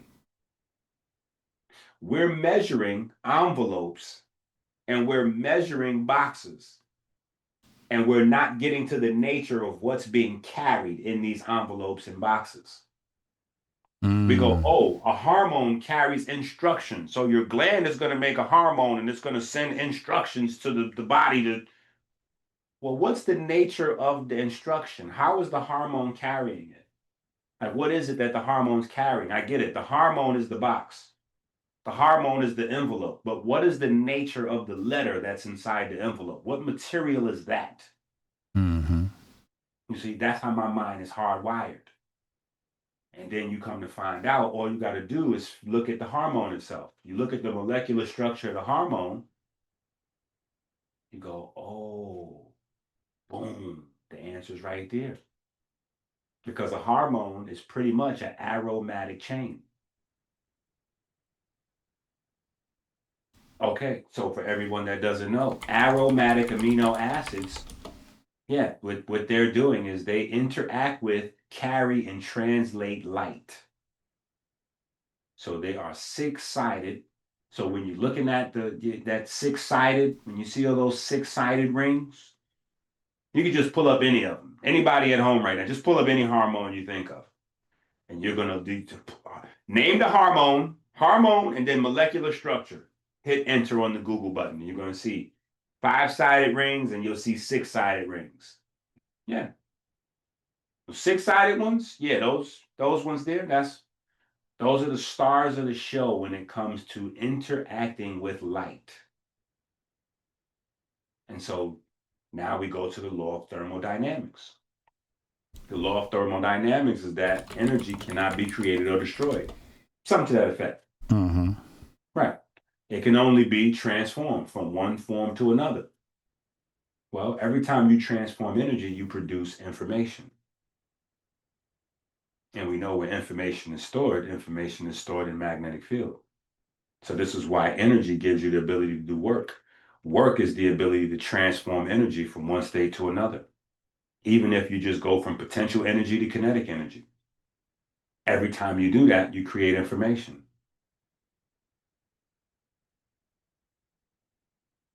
Now we have mediums of storage and we have mediums of travel. This is why the Department of Defense put so much money into studying the nature of the human mind now. They just put hundreds of millions of dollars into this. Yeah, because they definitively figured out that it's not the brain. Yes, it's not the brain. They've run tests to go, okay, wait, there's two things happening. You have an automatic information processing system, and then you have another thing that we can't figure that out. And one thing can override the other. So you can get an automatic impulse, and then you can decide to act on it or not. So what is that? What's actually going on in there? So they realize, yeah, it's magnetism. All right, but the problem with that is we got to go back to the source of. So it's the problem is always theft, the plagiarism. Because the moment you figure something out and you go, oh, so this is this. Well, we have paper trails. We have, so we go, oh, so this is this. Okay, so who came up with this? Okay, we just figured this out now. Has anyone ever thought of this before? And then we go, ah, man. We get ready to empower all these militant black maniacs that's running around talking about chemical. And they scared of that. They get ready to start parading in the street, even though 90% of the pro-chemic folks don't know what they're talking about. This is a fact. This is the problem. This is why I have beef with all of the scholars, like guys like Reggie, like you don't know what you're talking about. Like, there's a difference between studying rocks and studying science. Mm. Yeah. Kemetic archaeology is not Kemetic science. The Kemetic people weren't studying Kemetic archaeology. There was no ruins for the Kemetic people to study. They were still alive, living in their houses, building their monuments. So they weren't studying archaeology. They were studying living sciences. So if we want to get into the minds of these people, we'd have to study the living sciences. And they left papyri, they left written material, they left stuff. Yeah. Problem is we've been brainwashed to think otherwise. Yeah, we've been brainwashed to think otherwise. So now we believe that our body is burning. And that just so happens the source of that material is the source of the religious idea that we're in hell, that we're cursed from birth. And this goes everywhere. It goes everywhere. It's pervasive. It goes everywhere. It goes into justification for chattel slavery. It goes into, looking at school numbers and classifying political budgets this way and that way and judging urban this and that. It's all over the place. It's all over the place. So we can't even get back to the place, like the things that we're trying to do, some folks politically and some folks financially and some of these other, we can't get back to any of those things until we clean the science up first. We can't, that's why it all fails. We've had the greatest minds trying to unify us politically, trying to unify us financially, none of that can work until we get the science right. We don't know who we are. And we're looking for our identity in history books. And it's crazy. It's insane. Why would you be looking for your identity in the history book? Even if your ancestors wrote the history books. You are inside your flesh right now. You should be looking for who you are right here. Yeah. And figure that out. And figure your place in nature. And figure your place in the world. And then you go to the history books. And then you go to the science books. And then you go and move around. But you got to start with self. Well, let me say this to the chat. Listen, chat. Activate your pineal gland, interact with your aromatic cells, and we got the moon rocks for sale, $325 a piece. You put this on your pineal gland. Activate your ancestral memory. Find out who you are from inside. Find out who you are from inside. $325. We got the moon rocks right here. I'll send it to you tomorrow. Cash App $ Hotep Jesus. All right, let's do a little recap here. Okay, had to get my advertising off. Okay. Greco-Roman. No, let's go to the beginning. The Ib, Kemet. Greco-Roman goes Kepra, liver. Then we end up in Germany. We still in Germany. Brain. Now listen, wait. The thing with the Greeks was they wasn't that wrong. Right? They wasn't that wrong if you believe that the brain is the center of function. Right now, if you're thinking with your heart, then it's all the way wrong, right? But if you're a part of the German idea that the brain in the skull is the center of the show, the Greeks are not that far off, because the liver is what basically controls the brain. The liver and the heart are business partners. They are in 50-50 business in control of your brain. Think about this. You ain't even got to type. Stop typing. What is your brain made out of? What's my brain made out of? What is your brain made out of? Water. And fat. Fat. Oh, yeah, I was just about to say it. Fat. Yeah. And the liver's job is to metabolize all of the fat in the body. The Google demons say... Listen, this is why we're having plaque. This is why we're having Alzheimer's and the whole, beta amyloid plaque, because we're having liver problems. The Google demons say, yes, there is a significant bidirectional connection between the liver and the brain, often referred to as the liver-brain axis. Listen, stop calling it the Google. The Google. There's that. I love Google. Google is a beautiful thing. But it's demons inside the AI. No, it's not. There's demons inside of people's cells. It's demons inside of people's bodies. It's demons inside of people. My homie's an Orthodox Christian. He said it's demons in the AI. Your homie is a wild beast. Your homie needs some Dr. EnQi books. Tell him to go get the Codex of the Living Current at Amazon right now. Like he's rushing to the emergency room to get it too. Tell him to pay the extra fast shipping. Like get it to his door tomorrow. Stop it. There's no demons in the AI. First of all, AI comes from KeMedicine. Whoa, hold up, time out. AI comes from KeMedicine. AI comes from KeMedicine. KeMedicine had AI. ChatGPT and KeMedicine.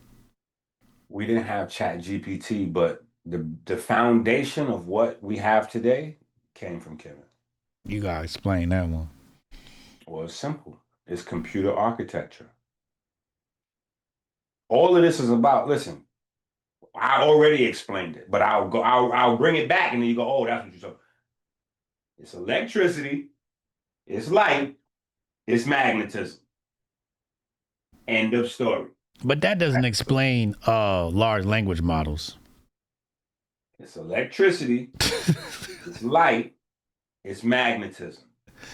So the first thing you need to be able to harness electricity, light, and magnetism for information transmission, creation, and storage is materials that interact with electricity, light, and magnetism.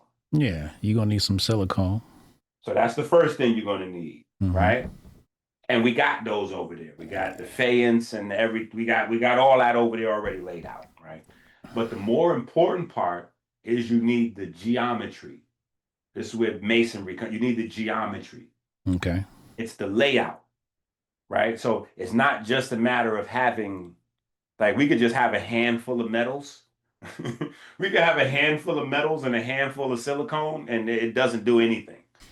It's how those metals and silicone is arranged, which allows them to interact with photons and electrons.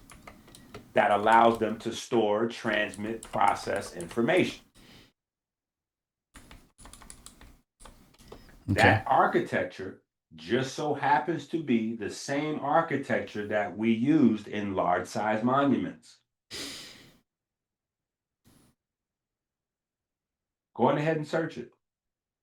Go ahead and finish. Hit the buttons a few more times. I like the fact that we can listen to your buttons press. Now go ahead, press some more buttons. Type in motherboard, transistor, microchip, type in any of that versus ancient Egypt temple or something like that. Just any type of search like that and see what pop up. Go ahead. Let's talk to the demons. Come on.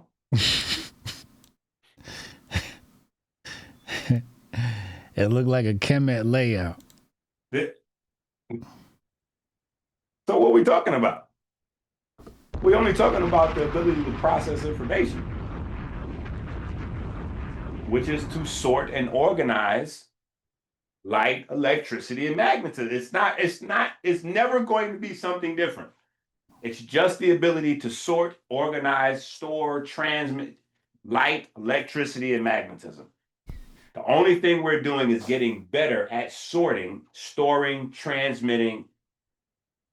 So now when you get into the languages, now you're talking about interfacing between the human and the subatomic particles. That's what our keyboard allows us to do. Our keyboard allows us to speak in a code which allows us to dictate the movement of energy through the computer.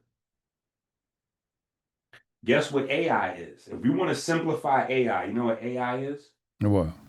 AI is coding for dummies. AI is coding for dummies. Computer coding for dummies. That's what AI is. I don't get what you mean. Okay. Before AI, I had to know how to work a computer in order to get the computer to do certain things. Yeah. I had to like know the technical way to do a thing. You had to know how to code. Now that AI exists, AI is basically the interface between me and the computer. I say, AI,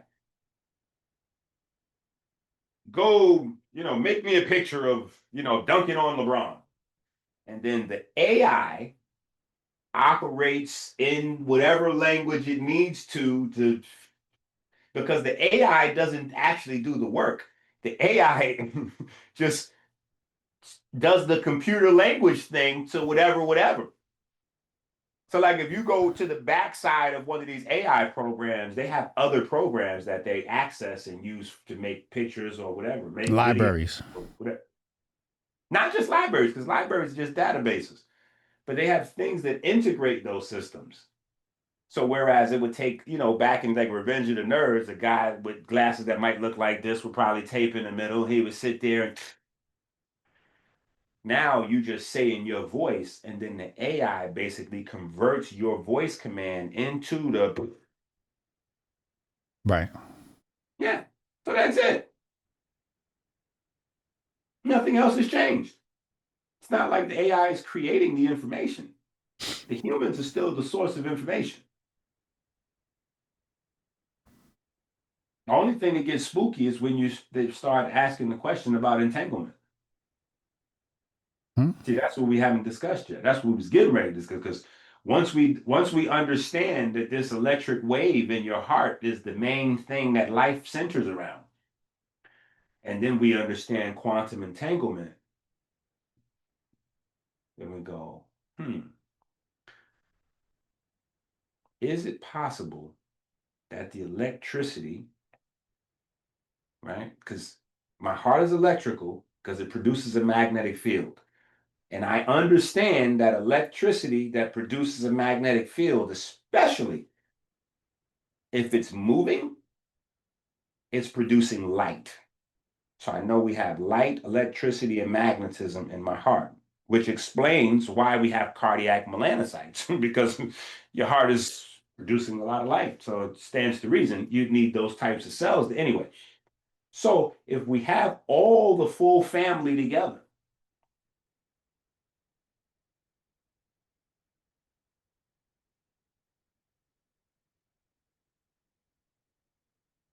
is it possible that our heart is quantumly entangled with something somewhere else?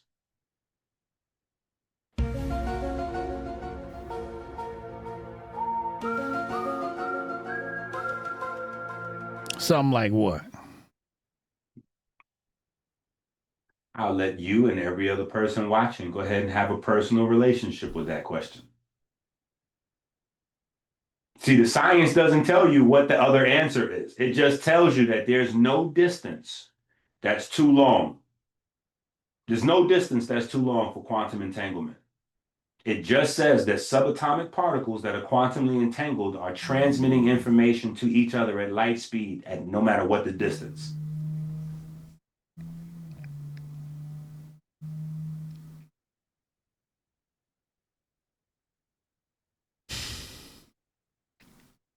So life is a simulation. We are inside the AI right now. I don't think so. I don't ascribe to the simulation talk. I think that people succumb to that simulation theory because they, people like, especially Black folks, we love to see an intelligent Black man. So, Professor Gates get up there, he started doing his thing, and we in simulation, he shut down Tyson. I'm like, oh, Tyson ain't even that sharp, number one. You know what I'm saying? Like, that's not that impressive. You know what I'm saying? Like, and then if you listen to him talk, he went back to Africa with it. He was like, yeah, because, I recognize the Indinkras from the African trend. Whoa. I stopped right there. Like, hey, did y'all catch that part?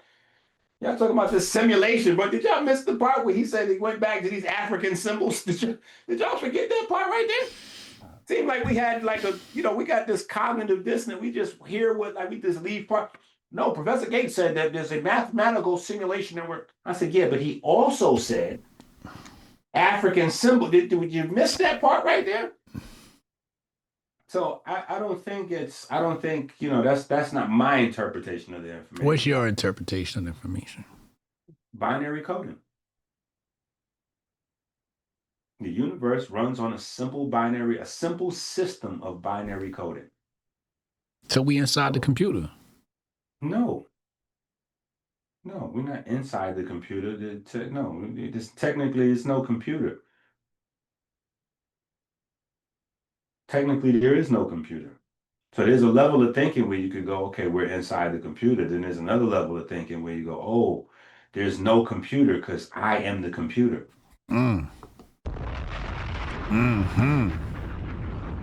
We are parts of the computer. See, it's a technocrat, futuristic way of creating a victim mindset. It's the same thing as old school Christianity.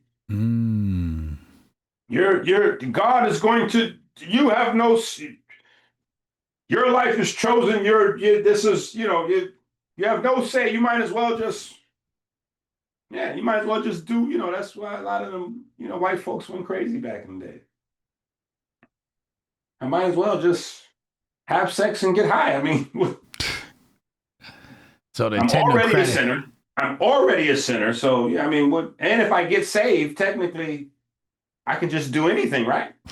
So I can just do anything and still be saved. Any sin? Like, wait. How far? What's the fine lines on this contract I'm signing here? So any sins, I'm good. Shout out to Tanai in the chat. So if I just start like grabbing some of these kids, or like what sin? Is there anything off that? So no, none of that's no. That's technocrat way of creating a victim. Like no. The closest I would say is that the computer is in us, if anything, but this is all a generation of our mind. This is all a generation of our mind. We are the computer. It's magnetism. Listen, it's light, it's electricity, it's magnetism. That's the fundamental nature of reality. And when we get this burning thing in our mind, right, it breaks us away from the fundamental aspect of reality. Because the fundamental reality says, okay, where would you prefer to start? Would you prefer to start with matter, or would you prefer to start with energy? Energy. Okay, so we start with energy. Energy becomes matter.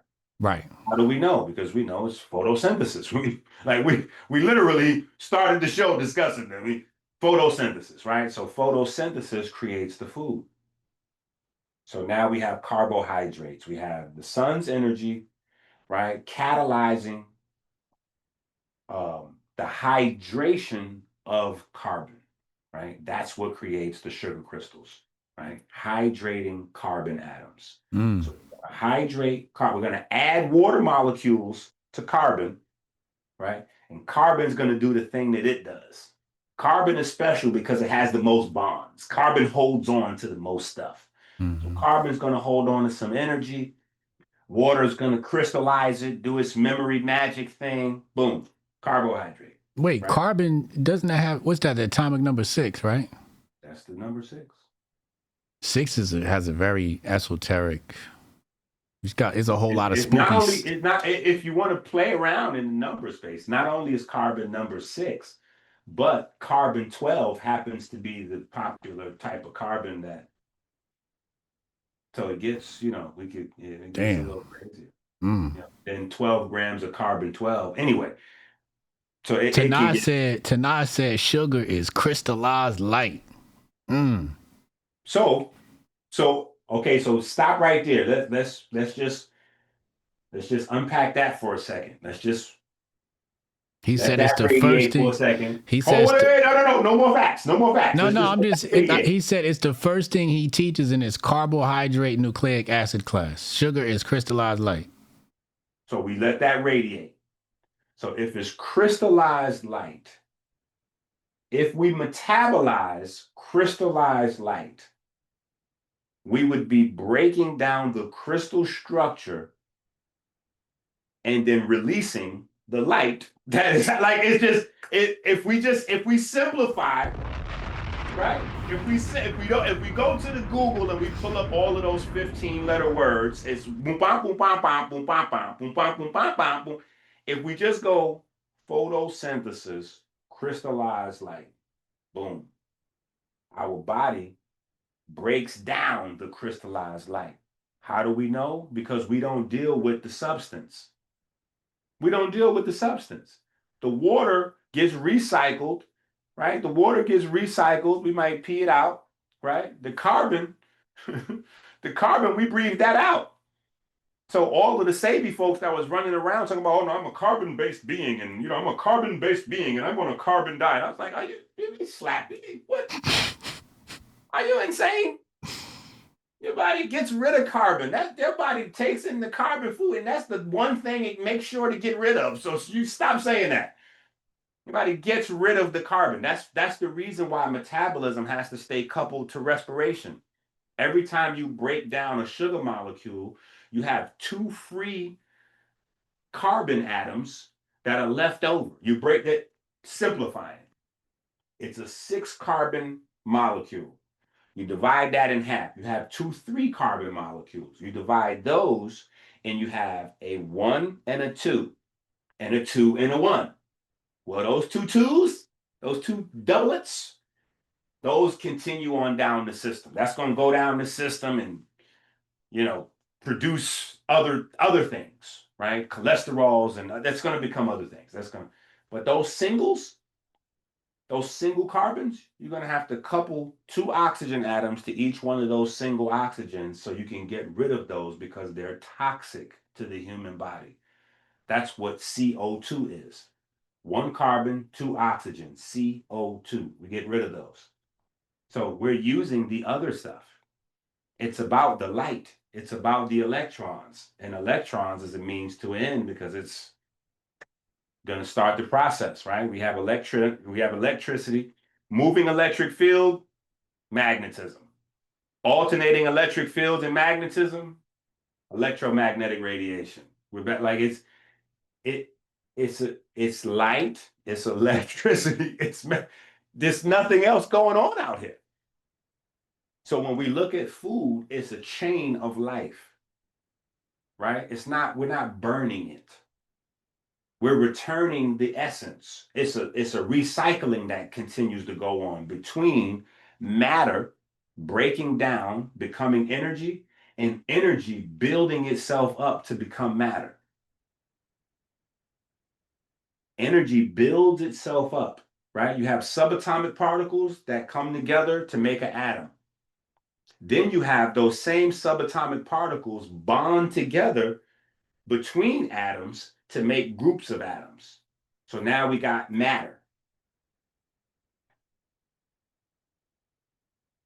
So at a certain point, matter is energy. Metabolism is about using that energy, returning the stuff so it can be recycled back to which it came, and we can keep the cycle going. So when we got the carbohydrates and we get rid of the water and we get rid of the carbon, what's left over?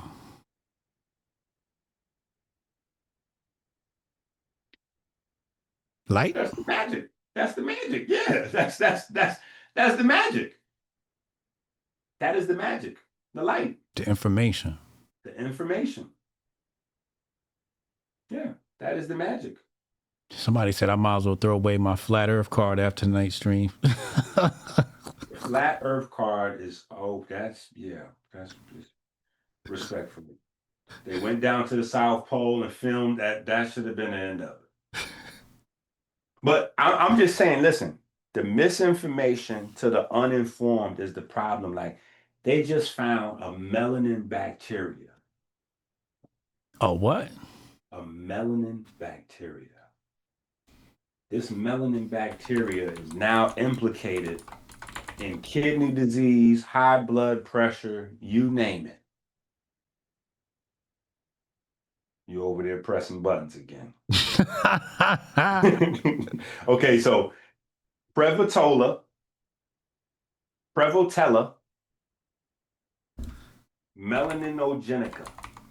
Something to that effect. PREV. Melanogenica. There you go.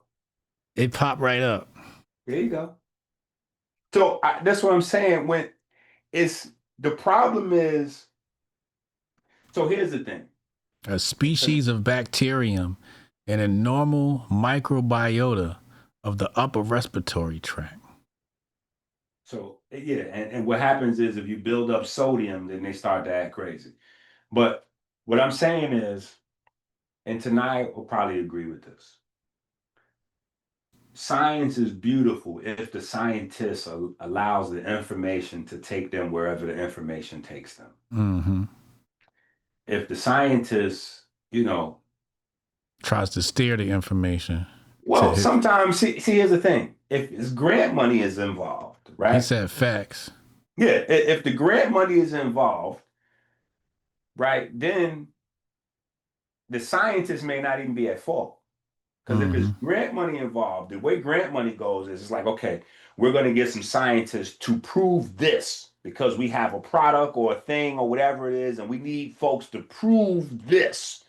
So the scientists can get to work testing it, and they can pass off like 10,000 results. But if those results are contrary to what that money is for, nobody hears about those results. They only hear about the one or two that may be construed to seem like it works with this model.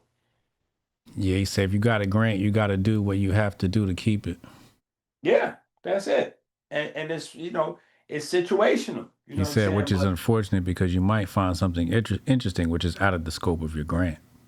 Damn. Listen, there's been a whole bunch of folks that have not lost their job. Well, lost their job because they then went outside the box, thought they was doing the right thing. Folks that then quit to do their own thing. Folks that do what their bosses tell them, and then later on they got the tell-all science book. Like the truth gets out. You know what I'm saying? The truth gets out. I just happen to be like a whistleblower right now. Like I'm whistleblowing like on this whole system right now. Like I'm the whistleblower. Like, hey, we have to stop this hell thing, this damnation, hell, living in hell thing forever. You're born a sinner and blah blah blah. I'm like, yo, speak for yourself. Speak for yourself. Stop. Yeah, stop. Nah, I'm not. Yeah, I'm not with that. I don't care if you're black, white, yellow, red. I'm not saying that I'm born in sin, and I'm not saying you're born in sin. Mm-hmm. Yeah, I'm saying my parents loved each other. And they started getting busy, and then there was me. Now, hey, maybe there are some folks born in sin. It's some stuff that goes down out here. Forced, it's just a lot of it's a lot of activity going on out here. But, a lot of people are born in love. Most people are born in love. You know what I'm saying? And so there's a whole bunch of misinformation that puts us off kilter. So we don't understand the nature of our body. So it's not possible for us to find health. It's not even possible. We have to begin to study again. We have to become a group of people that study. It's crazy that there are people that like KeMed. There are people that claim KeMed as their historical background and they don't study. They don't read books. I'm like, how are you claiming KeMed and you don't read books? Like, them people was well studied for, like, do you realize they made the pyramid? Like, what do you think? I'm like, what do you think is going, like, those are well studied people. They not going to claim, like, if they, let's say, for instance, let's go out on a deep one. Let's say the Kemetic people somehow got on a spaceship, whether they created one or somebody came to pick them up. Let's say they jumped on a ship and they went somewhere to, they saw what was coming. They didn't want to be a part of it. They jumped on a ship. They got up out of here. Now, let's say they pull back up. Do you think that what you're doing would make them proud? I'm going to answer that for 99.99999% of the people out there and say no. Period. When they see that light-skinned John sleeping in my bed, they gonna like it. They like, this nigga living right. Well, when they see what you've done with the internet, they'll like it. Facts. because I believe that they would like the internet. They would like AI. I believe that I already said it originated. So I don't, I would believe that they would love the innovators, the people embracing the future. Mm. But the people who do not read, I think they would shun and say, "You are not us. You. Mm. If we have a war, you're going in the first wave." They mastered. They won their battles that way. They put the retard, like the lame, the unintelligent, they dressed them up in outfits and put them out. You go out, charge. Yeah. And then when the army think that's the real army and they jump out on them, then they come from all around the sides and all that and sneak them. You know what I'm saying? Like, yeah, come on, that's what they do. Like people running around, super obese, dumb. They don't count. They can't eat. They can't count. They can't do 7 push-ups. Come on now. What are we talking about? You think people that build pyramids, they be like, yo, oh my God, I can't believe we left our DNA here for these people. Is that what you did with that? Like Jay-Z said, those ain't Rolex diamonds. What you done to that? Like, those ain't comedic deeds. That ain't comedic deeds. What you done to that? Like, what is happening right now? And we so fast to blame white folks. Like, well, the white folks have raped us and they've changed that. Stop it. Stop it. That pales in comparison to all the alcohol and burgers. You know how much cow DNA you ingested? You know how much chicken DNA you ingested? Trust, a little white man DNA is not going, trust me, that ain't it. That Popeyes is smacking though. Come on, man. Folks getting shot out there for chicken sandwiches. It's crazy. We worried about the wrong thing out here. I'm telling you, we worried about the wrong things out here. So this is why it's we put together and we try to do something really different with how we communicate the information. So we telling a lot of stories. So let's cap this off. Yeah. Kemet and the heart. What do we have to take home tonight? What's the one thing we got to take home tonight about Kemet and the heart? Take home tonight, because we over here, personally, I love to hear about the gods and the connection of the gods to the science, and then the gods to God. I love all of that shit. You know what I'm saying? So just tell me what I want to hear. Okay. Well, the one thing that we have to take away from tonight is the Codex of Living Current from Amazon. Just go right to Amazon, add that thing to your cart and check out. Go right to Amazon right now.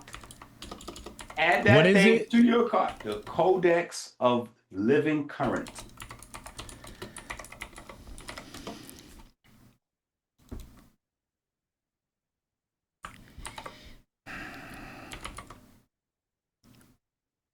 Hold on.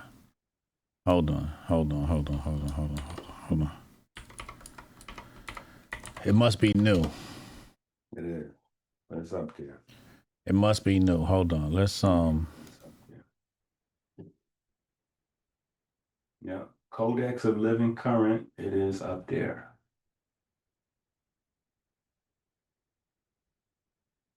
Nigga, how many books you got? On Amazon? Yeah. About 120. God damn, nigga. Slow down. We can't even read them shits as fast as you writing them motherfuckers. Well, the problem is I've written over 100 books before Amazon.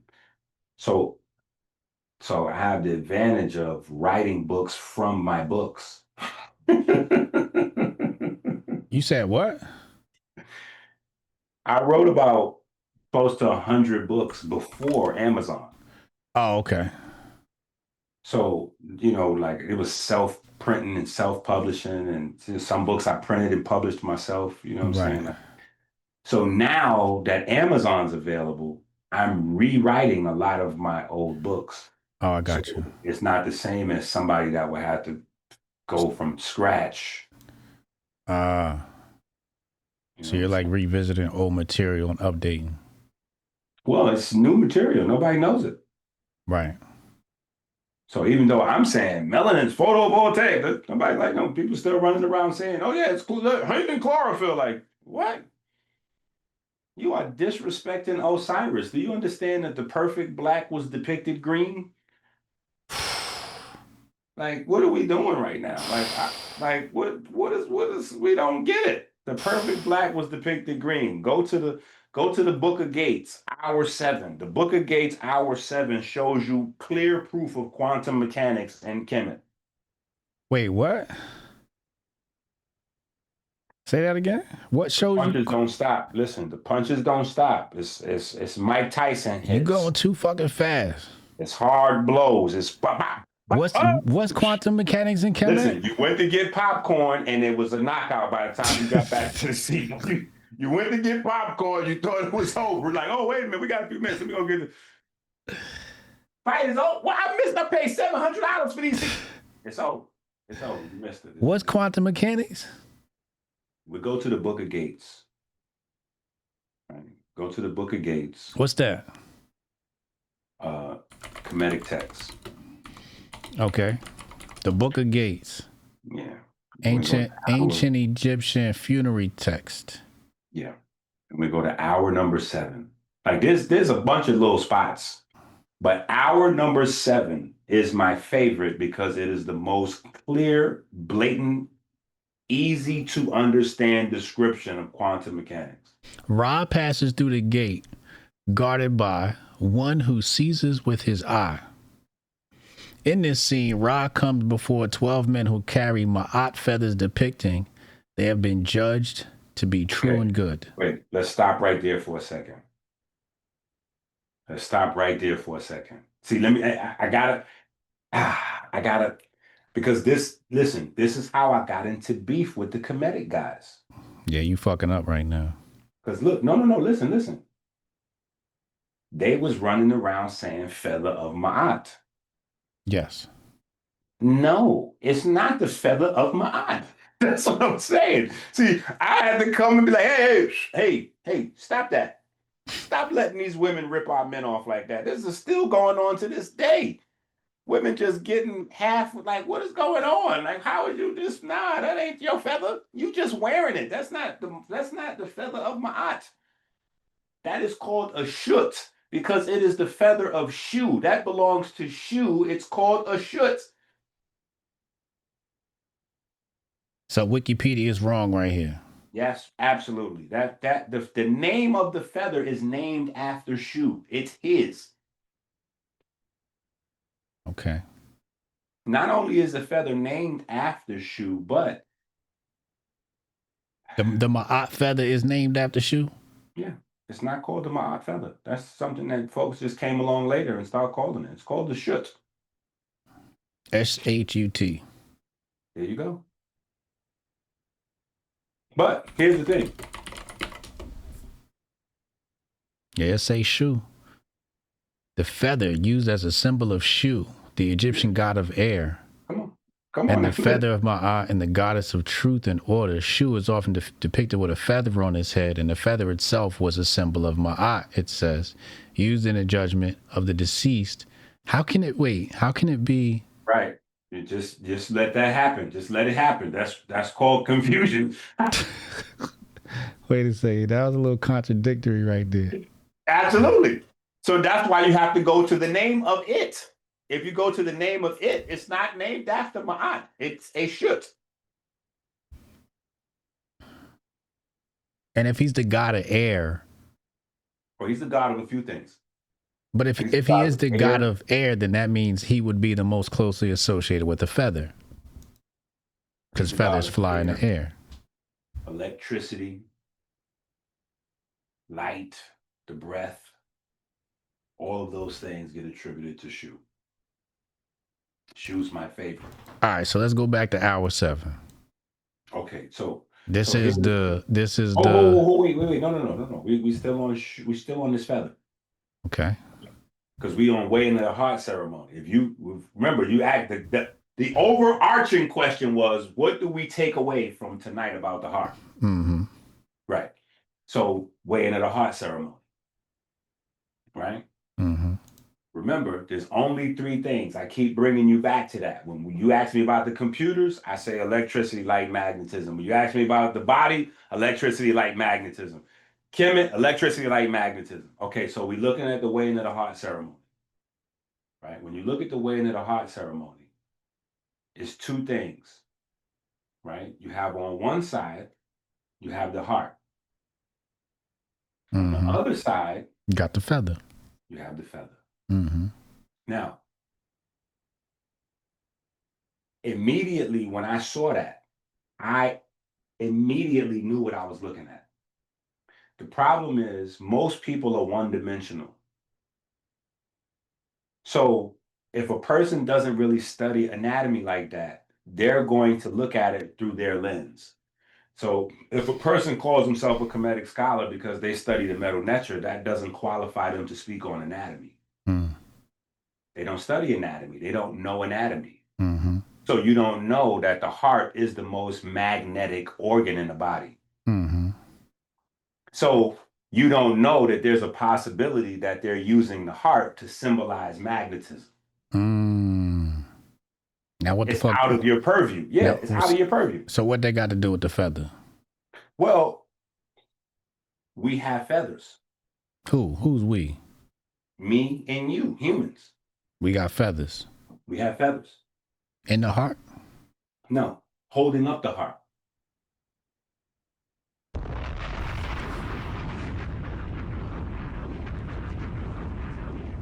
Yeah. I told you, listen, I got to bring folks back. Listen, I got to bring them back. We spend the most money on health. Listen now, because I know some of these things. Listen, when I say them, I can hear myself talk. So I understand. I understand the effect. Listen, I understand the effect. Listen to what I'm saying. Because when I show it to you, you're going to be like, oh, wait. So listen, we got to understand.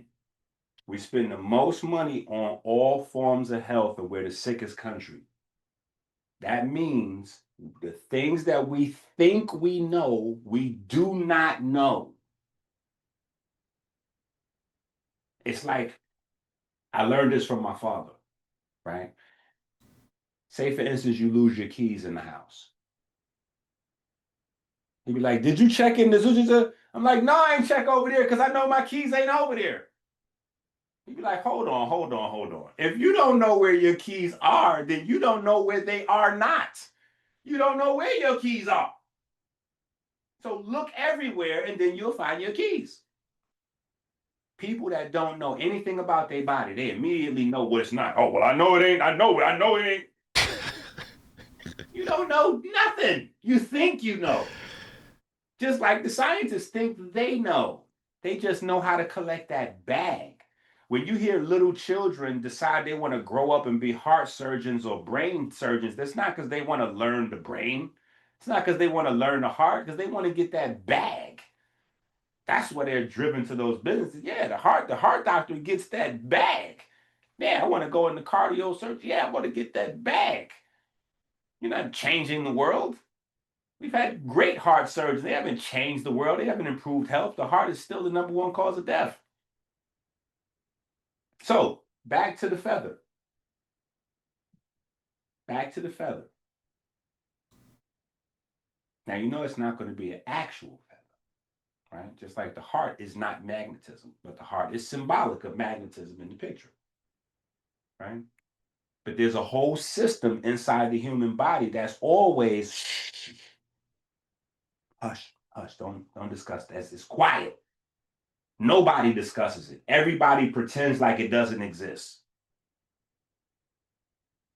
So go ahead and type in proteoglycans. Glycan. Proteoglycans. Sound like a dinosaur. Yeah. Okay. Like little rectangle feathers. Oh, Lord Jesus. Oh, Lord Jesus. Yeah.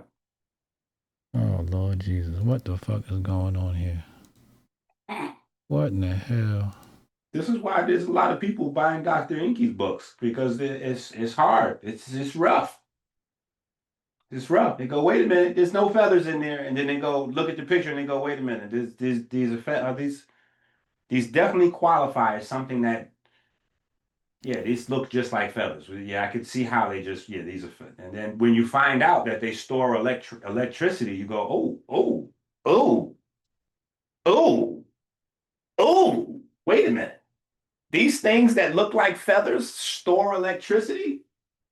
So hold on. When we're looking at the weighing of the heart ceremony, you telling me that we got magnetism balanced against electricity? Oh, ah.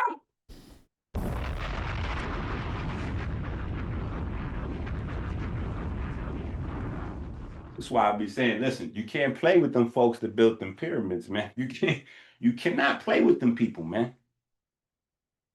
You cannot play with them people. Because now, once you have what? Once you have alternating electric and magnetic fields, you have light. And what is the weighing of the heart ceremony? To judge your soul.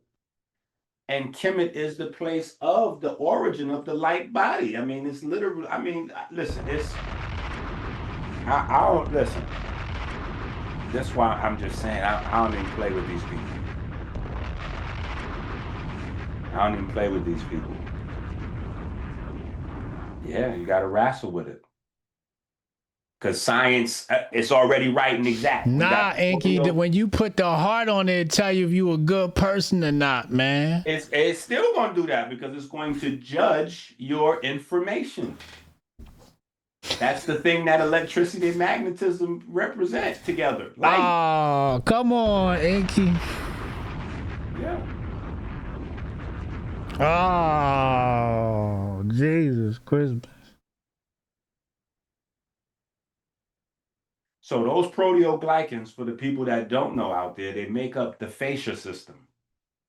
Or fascia, however you want to, tomato, the fascia or the fascia. But nobody really gets into the system, but it stores electricity in the body. So your body is largely a system of capacitors designed to store energy. And this is why fat is stored as glucose 6-phosphate, because phosphate is always the thing that's going to turn to or create some electricity or some light. It's always going to be in the electricity or light making process. This is the reason why our circulatory system is magnetic. They go, wait a minute, EnQi, I read the textbooks. There's no magnetism in your circulatory system. See, it's insane. It's misinformed, educating the uninformed. How could the heart be the most magnetic thing in the body, and then they say there's no magnetism in the circulatory system? How can that happen? How that's the same thing like when you read the feather of my eye is the feather of the shoe is the feather of my eye is the feather of the shoe. It's yeah. It's the misinformed educating the uninformed. Chat, I got magnets coming. You can pre-order the magnets. You take those, you put them on your chest. Okay, you start communicating with Shu. No. Listen, you put them things on your chest, you might stop your heart. Listen, when blood is oxygenated, it becomes diamagnetic. When blood is oxygenated, it becomes diamagnetic. See, we got books on all of it. That's why so many books, because I got so much stuff to talk about. So it has to go in books. And then when people read the book, they go, EnQi, you got all these scientific journal articles in these books. I'm like, duh, because I have to validate the things I'm saying. Because if I don't do that, this sounds crazy. Like when I say there's feathers holding up the heart, you go, EnQi, come on, bro. It's late at night. We could have went to sleep, getting ready for tomorrow. You're like, we don't have that kind of time up here, champ. But then I go, okay, well, go ahead and pull up the proteoglycan and look at the aggregens and where are the proteoglycans in the body? The proteoglycans are the units that make up the fascia system. We went over the fascia system last year. I mean, last episode. Mm-hmm. Right? Yeah, we're still building on it though. We still building on that. We're still building. We just getting to the architecture. We just getting there. And that's the connective tissue that surrounds and holds together organs, blood vessels, Everything. bones, nerves, Everything. muscles, everything. Everything. 3D network of fibers. Everything. No, everything. Everything. That's why it is insane that nobody discusses this system. It's like, hold on, how do you, and this is how I just be asking people these questions like, yo, how do you say that you know how the human body works? You don't know what this is. How you say you know how the body works, you don't know what this is. This is the thing that's holding everything up. You think stuff just floating in your body? No, it doesn't float. This is holding everything up and it's regulating everything. It's regulating everything. Like they're just discovering, oh, wow, the brain has a lymphatic system. No, everything in your body has a lymphatic system, even the heart. Wait, the heart has a lymphatic system? That's a problem right there. That's why everybody was focused on herbal detoxes. My detox came with liquid. Like, no, you got to do these liquid drops in your water and you got to have X amount of glasses of water. They're like, EnQi, that's not even a deep. What is that? I'm like, okay, let me stop you right there. Your lymphatic system, okay, the way your body actually cleans itself, it does that with water. So if you're not addressing the water, you're not really, yeah, you're just getting beat. It say right here that, hold on. Wait, where am I? Right now, you're in the middle of adding the Codex of Living Current to your Amazon cart. Wait a second. So where the protoglycans make up the fascia? Correct. You sure about that? Yes. Protoglycans are important components of the extracellular matrix, ECM, in fascia. Wow. In fascia, these gags, glycoaminoglycans, particularly help to create a hydrated, gelatinous substance. They got the crown. Listen, do you know the crown in Kemet? They got the crown in Kemet from the heart. The heart was everything in Kemet. What you mean they got the crown in Kemet from the heart? The crown in Kemet is shaped like a pericardium. Oh, what? Okay, now we out for the night. It's too much. It's too much. We out for the night. It's over. Pericardium? That's too much. They got to get the book. They got to get the book, man. It's too much. We going too crazy. Where's the pericardium? The pericardium is the thing that your heart is in. So the heart's in its own little bag. Oh, yeah, you're right. Yeah, the heart's in a little baggie. Oh, yeah, you're right. It's inside us. It's like a little pouch and shit. Mm-hmm. And that little pouch has all of the heart water. Heart water. Yeah. And what's the crown in Kemet called? Just pull it up. Crown and Kemet. And pericardium. Yeah, I got them pericardium on the screen. Okay. But you said it looked like the crown in Kemet. Mm-hmm. So what's... If it don't pop up for you. I understand. If it don't pop up for you, they got to get the book. Oh, I see what you're saying now. Yeah, our crown got that little arc to it. All right, so hold on. We got to go back to the Book of Gates, hour 7. Before I let you go. Ra passes through the gates, guarded by the one who seizes with his eye, and is seen Ra before 12 men. Whatever you're reading is an excerpt. That is not going to be the actual whole thing. Right. So, but the gist of hour number 7. Okay. Osiris, the green skin. They organized those 12 workers that you was reading about right there. They organized those 12 workers to facilitate the work to grow plants out of Osiris's skin. So who are the 12 workers? The 12 workers represents the number 12. 12 months of the year, 12 hours of the day. What else is it? It's just organized structure to quantum forces, to subatomic particles. So what things got to do with quantum entanglement? Okay. All right. So because you said hour 7. Right. So we might, all right. So so we might have to go move around a little bit. Geneva Convention and double slitics, we might have to move to a few different. So I'm taking for granted that people are kind of. No, we know about the Geneva and the double split experiment. We know about all of that. So here's the thing. You have quantum behavior exhibited by subatomic particles. You have organized charge. You have electrons moving as organized intelligent units. In the book 7, they're demonstrating clearly that they understand that the structure that organizes energy produces the work that life comes from.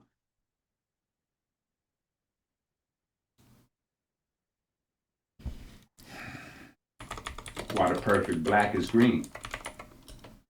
Because in biological systems, it's pigment that organizes energy and gives it that structure. So you got to know anatomy to be able to see what the fuck is going on in these books. You do have to be able to know a little something about a little bit of something. But I try to, in my books, simplify things. See, back in those books, we're looking through a whole lot of different lenses to try to peer back through time to figure out what people that thought different, dressed different, different perspective, different language, different systems accounting. Think about the Kemetic math. In Kemetic math, they originated the binary mathematics.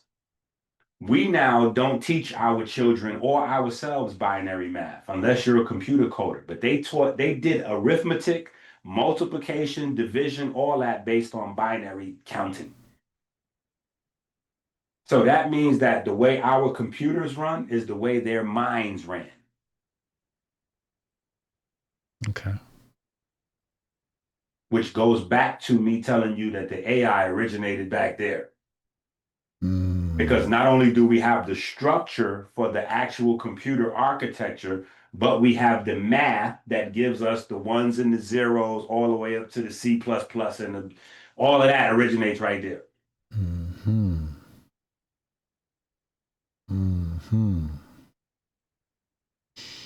Tanada said pigment is influenced by metals and aromaticity and conjugation. That is a fact, which is the reason why you got the magnesium, star of the show, iron, star of the show. You got, yeah. That is a certified big fact. But again, if we think about the nature of metals, metals are conductors. Nature's participants. That's the gift of being a conductor. A conductor can absorb a photon and eject an electron.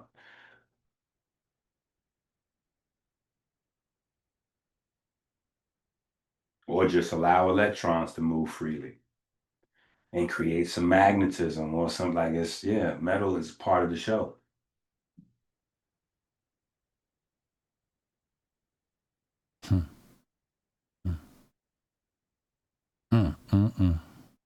You did it again, EnQi. You did it again. Been one of those nights. You did it again. I don't know how you keep doing this, but you done did it again. I don't know how many weeks you gonna keep able to do this, but we rocking. It's one of those nights. Nights like this, I wish raindrops would fall.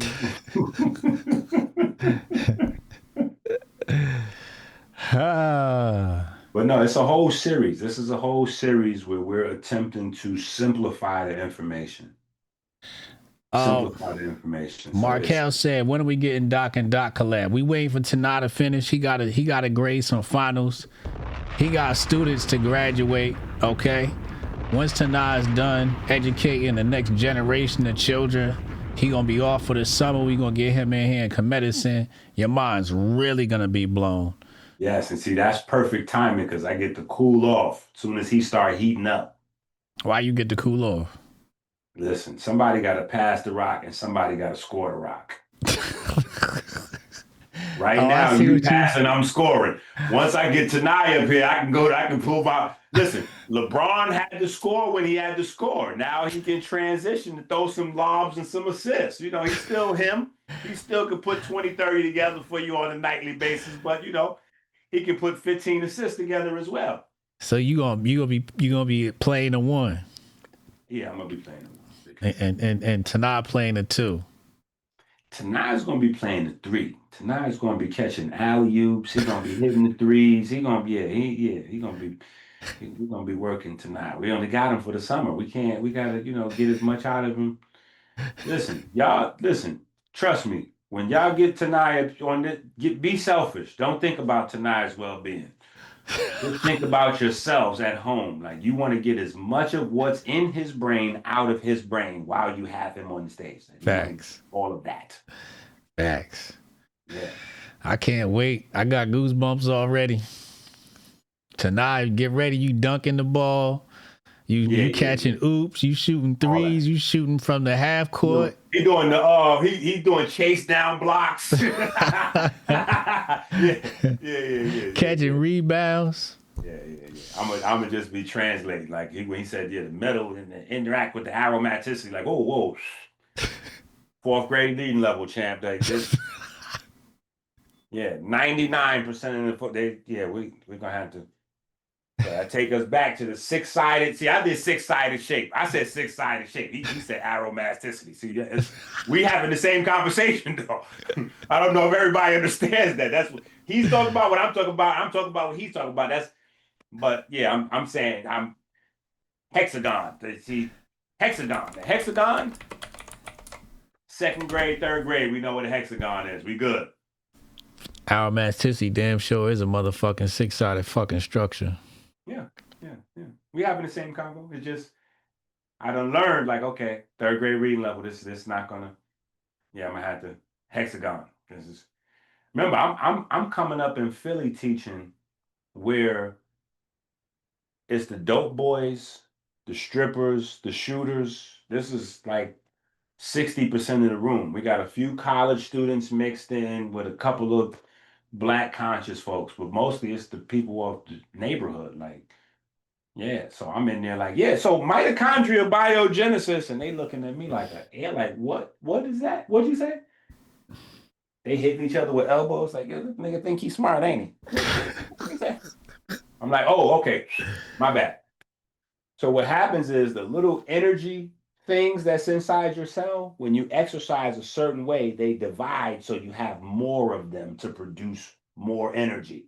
I see a few more faces light up. I'm like, oh, okay. We were, okay. So listen, what happens is the plugs start working with you on consignment. They're like, oh, yeah. Got you. I knew I was going to find the right analogy for you. I got you. I can work with you. Wherever you at, I'll find you. Yeah. All right. Another good episode in the books, y'all. Make sure y'all hit that share button, that like button. Go get the textbook, KeMedicine. Go get that now. That's the textbook we reading out of for the classroom. Buckle your boots, because as soon as tonight done teaching the next generation of children, we getting the double team. Okay. I'm just the GM. I'm just the GM. I want to get tonight on vitamin K. You said what? Vitamin K. What about vitamin K? That's what I want to ask him. I just said I want to get tonight of him on vitamin K. Oh, you want to ask him about it? Okay. Yeah, I want to just, pick his brain a little bit. Vitamin K is very interesting. Okay. Vitamin K is very interesting. Sounds like an episode. Yeah, vitamin K is involved with quantum behavior and just all over the place. Vitamin K is wild. And vitamin K we get from, Well, we get from greens unless we eat other creatures. So we can get it from like cheese and meat too, but we get it from Okay. we get it from greens. All right. Say less. He said phylloquinone. He doing that thing again. That's aromaticity. That's exactly he just repeated. He just said vitamin K again. That's like if somebody say something in Russian, you know what I'm saying? Like if he say basketball in Russian, he's like, who's his lefties? I'm like, no, I speak Russian too. That what he just said, that means basketball. That's what that means. He said it's a great electron carrier. Yeah. That's the quantum behavior right there. It definitely get involved with quantum behavior. And then it's related to his cousin. They got a play cousin. You know what I'm saying? CoQ10. That's like a play cousin. They're not really related, but they're not really related, but they grew up together. That type of relationship. Like Vince Carter and Tracy McGrady. Yeah, So in humans, vitamin K play in the blood with the big. So in China, right, they do macro circulation, micro circulation, right? When you get into the arts, they do the macro and the micro, right? Yeah. Now, me studying that, when I got that information, immediately I saw heme groups, right? Because we have a macro heme circulation and a micro. Okay. The macro circulation is your blood system. The micro circulation is the electron transport chain. And so in the blood, you have vitamin K. In the electron transport chain, you have CoQ10. Uh-huh. Yeah, those are both heme. Yeah, anyway, my bad. We out here for the night. He said zeaxanthin plus carnitine. Yeah, he going crazy. He going crazy. Oh, man, we about to be motherfucking Yaku by the time they done with us. That's what we're doing right here. He's putting together chain reactions in nutrients for y'all. That's what that is. That's a chain reaction. He's putting together a chain reaction of nutrients. But that's literally how I make my herbal formulas. Like, so I can recognize what he's doing. Like, okay, this does this, this does this. I put these together, then this does this, and then that does this. The chain reaction. That's all chemistry is, though. That's all chemistry. Biochemistry is this. One thing happens, then another thing happens, and then there's a lot of domino effect. Okay. So the only difference between herbs and actual pharmaceutical drugs is pharmaceutical drugs is like an isolated thing. So the action is a lot more potent. So you get a faster reaction, but you also have a higher risk for side effects. Whereas if you took the plant might if you took the plant instead of the drug, like the plant where the drug was extracted from or isolated from, it would probably take a lot longer to get the same effect. Right. That's like metformin and purple lilac. Metformin comes from purple lilac. Metformin will work a lot faster, but you have a lot more stuff going on. Plant matrix is like fiber for carbohydrates. I don't even know what the fuck he just said, but that shit sound dope. Plant matrix. Yeah. That's the flesh of the plant. It's like fiber for carbohydrates. Listen, I told you, I'm just gonna be passing. I'm not doing that with him. I'm passing the ball. Yeah, after the first season, D-Wade was like, Bron, this is your team, champ. I'm gonna just pass you the ball. Yeah, I'm your team, Bron. You're gonna take us where we need to go. I'm gonna pass you the rock and get out the way. You just let me know if you get doubled or something, then you pass it back out. I got you. But we're gonna dump this. Him and Chris Bosh. I'm like, yeah, we're gonna get these rings off. Yeah, Bron. Yeah. Bron, let us know what to do. We're running the Will Smith plan. If you're wide open and you have the ball, what do? Pass the Will. If Will is double team or triple team, and you pass it to Will. Like we running the Will Smith program. I'm gonna be Carlton trying to take the shot. Boom. Oh, we're just gonna hear the sneaky buttons. We're gonna hear the sneaky buttons. Like, what did Tanai say?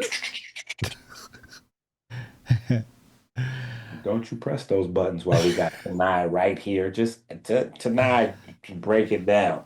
I'm a visual learner, so I gotta see the words. Yeah, sometimes. If y'all say it, I'm not gonna retain it. But if I see the word, it's stuck. It's stained. I'm a visual. That's why I'm good at chess, because I'm a visual learner. I look at something. It only take me like, when I was younger, I could look at something immediately. Now, it's I'm a little bit older, so I got to look at it 2-3 times. But yeah, I'm a visual learner. I got to see shit. Why you good with this internet? Why you was ahead of the game? Tanai said, Hotep acting like I ain't been up here numerous times. He know what the program is. Facts. Exactly. I had Tanai up here, but he was walking us through the pandemic, holding us by the hand. So which they trying to listen. You got a little group of folks trying to bring it back. They said the Chinese motherfuckers is bringing viruses over here, tucked in their coochie and some more shit. Man, they sound so crazy on the. California, the infection rates going. I say, oh my God, if y'all don't knock it up, stop calling my damn phone with the. Tell me what's going on over there. Michigan, Chinese restaurant. They just caught a Chinese woman in Michigan. It's a lot of Chinese women in Michigan. They better knock it down. They said she had a virus in between her coochie lips or something. She was trying to like smuggle in the country or some shit. Let me see. Chinese unnecessary roughness. That just sounds insane. That's not possible. I'm telling you. You know how small a virus is? That's you can't smuggle. You're not smuggling a virus. Chinese. I'm putting on the screen. Chinese Wuhan student. Chinese PhD student from Wuhan tries to smuggle biological materials to the U.S. That's crazy. Chen Wang Han from Wuhan said FBI Chief Kash Patel, pointing to the Chinese city from where C-19 came from. That's nasty work right there. She tried to smuggle biological material. Listen, as soon as you say Wuhan, it's crazy. Look at the thing on the screen. What that look like, y'all? That you tell me she ain't put that in her coochie? You telling me she ain't stuffed this in her coochie to get it here? Where you think they found that out? Bro, you are dangerously close to getting thrown out of the game. You already got a 15-yard penalty. I'm just telling you what the news said. At this point right now, you done threw your helmet down. You're arguing with the referee. When did I find out where she headed at? I'm gonna be right. Niggas know when I say shit, I be right. Han allegedly made false statements, blah, blah, blah, blah. Accused of smuggling Fusarium graminearum, classified as an agro-terrorism weapon. Could destroy crops worth billions, cause vomiting, liver damage, reproductive issues in humans and livestock. And you telling me she put that up in her private place? She put that shit in like a little, this looked like an inflated condom. I don't know what this thing is. Nah, come on, bro.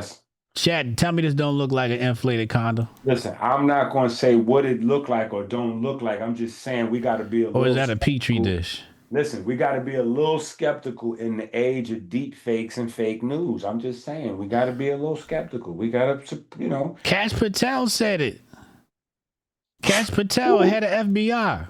Woo! That's it right there. That clear. I mean that means it's a fact right there. That's woo. This Kash Patel, the newly appointed director of the FBI, Trump put him in charge. Listen, because clearly Kash Patel understands viruses and he knows what he's talking. Clearly, he's the virologist. Clearly, he's a decorated virologist.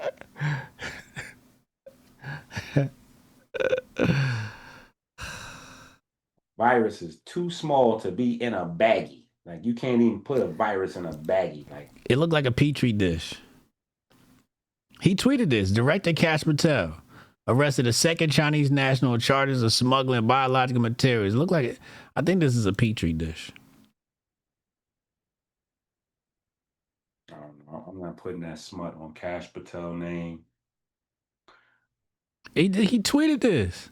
This is from the official Kash Patel X account. Go to Kash Patel X account. Listen, on Twitter.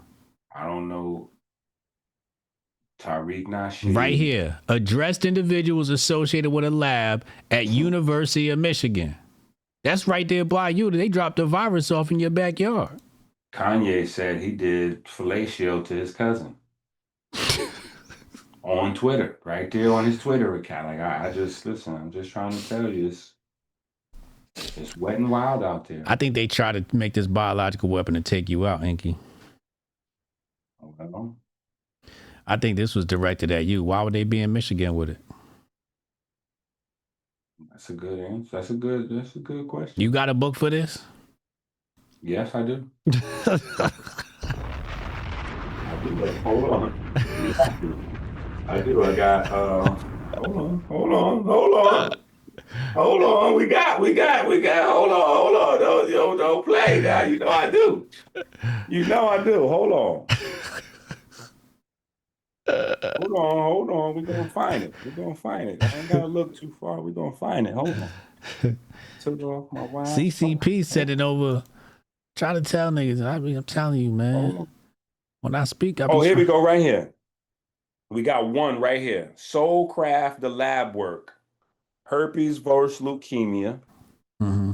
Right. So this is one book that's on the little creepy crawly guys. Mm-hmm.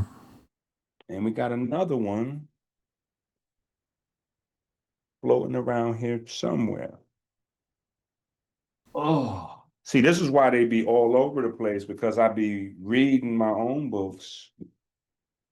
Yeah, I be having to study my work too. Writing other books, because it'll be like, sometimes I'll say something in a book. Oh, this is not exactly, but this is kind of important. This is the allergy book. Mm-hmm. But that's a part of that, because that's, you need to know about your HLA system. But no, it's another one floating around here on HIV, PCOS, something or other. Yeah. All the critters. But yeah, I definitely got books on, yeah. It's no such as science that has something to do with the body that you could say, EnQi, you got a book? Absolutely. Probably 2, 3, 4 of them. All right. Well, there you have it, y'all. Another episode of KeMedicine with the critically acclaimed, the minister of medicine, KeMedicine. The feathers tickling your heart. But no, that way into the heart ceremony is tough, bro. That's tough. That's heavy. That way into the heart ceremony, because then so you got the feather, you got the heart, but now we got to look at the muscles and the bones. Oh, Lord. Right? The muscles and the bones is what? A system of levers. True. Yeah, absolutely. Yeah, we don't even realize what we looking like. That, the level of artistry. Remember, the word for beauty in Kemet is Nefer. What that The means? symbol of beauty in Kemet is Nefer, which is a heart and a windpipe. Mm. Yeah, so the most beautiful thing as far as Kemet is concerned is your anatomy, is your biochemistry. That's what they were about. So that's what art was about, science was about, everything was about that, because the gods were the forces of the universe. The forces of the universe inhabit the body. They bring it to life. So that's how you get to know the gods, by getting to know yourself. Damn. It's the heart and the windpipe. It looked like a cross. That's why I got a whole bunch of books. Neferland. A whole series of books. Neferland. It originally may have been the esophagus and heart. The striations of the windpipe only appear in the hieroglyph following the old kingdom of Egypt. The lower part of the sign always clearly has been a heart, for the markings clearly follow the form of a sheep's heart. Wow. This is interesting. The lamb. The Nephilim. Another reference. Oh, the Another lamb. reference. Come on. They done jacked everything. Come on now. Another reference but specifically the heart to Christ. Oh. Listen. Allow me to reintroduce myself. My name is EnQi. My name is EnQi. You heard it? Allow me to reintroduce myself. My name is Ink to the Hotep. I came on so I could tell you what you ain't know yet. Oh, not the Lamb of God. Come on now.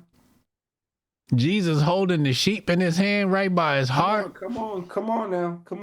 Oh, forget about that. If you start looking at pictures of Jesus, they got Jesus pointing at it like this is it. They got literally churches got whole pictures pointing right at it like, hey, here's the secret. Just in case, I ain't gonna say it. I'm gonna just point right to it. I ain't gonna say it, but I'm just saying. I ain't gonna say it, but it's. Oh, this nigga's pointing at his heart. Hey, yo, nah, hold up, son. Oh, what the fuck is going on here? Hey, yo, they literally got the heart in the picture. Bro, listen. They got this nigga with his heart in the picture. And he, Lord Jesus. So we don't have a relationship with Christ. We think we have a relationship with Christ, but we don't have a relationship with Christ because we don't know our heart. And if you don't know your heart, you can't have a relationship with Christ. Nigga, it's the Nepher right there on the picture. They got the Nepher on the picture, y'all. Listen, on the white Jesus. Cracker Jesus, he got the Nepher on his chest. Listen, hey, don't be crackering up my Jesus. The heart with the cage of horns. What the cage of horns mean? Why it's got to be a cage of horns? That's what Tanah said. Tanah said or the heart, because in the picture it's got the heart and it's got the thorns around the heart. Is that the pericardium? No, pericardium is a sac. So why they got that? Why they got the horns? What's the horns mean, Tanah? The thorns, that's their Christian, they getting into their Greek, that's the Greek thing. Oh, maybe that's them trying to cage your heart. Oh, that's what you're trying to say? Your heart is already caged. What, because of the rib cage? Duh. Yeah. It's called a chest. Oh. Right? It's a chest. And then... Like a treasure chest. Well, the same thing that Osiris is buried in. What you mean? What? He buried in a chest? Listen, it's too much. It's too much. It's too much. That's the story. That's the legend of Wusia. Set put him in a chest. They had a big dinner. They put him in a chest. Then they chopped him up to 14 pieces. So when you start off the New Testament goes 14 generations to. Bro, it's too much. It's too much. Just know the Bible is the book of Ani. Just like the book of the dead is the book of Ani. Yeah. The Bible is the book of Ani. Took straight out of there. Yeah. So here's the problem. We read the Bible in English, right? Yeah. Right. So in the Bible, when God identifies himself, God says, I am, right? Right. Right. Well, in the original language, I am is Ani.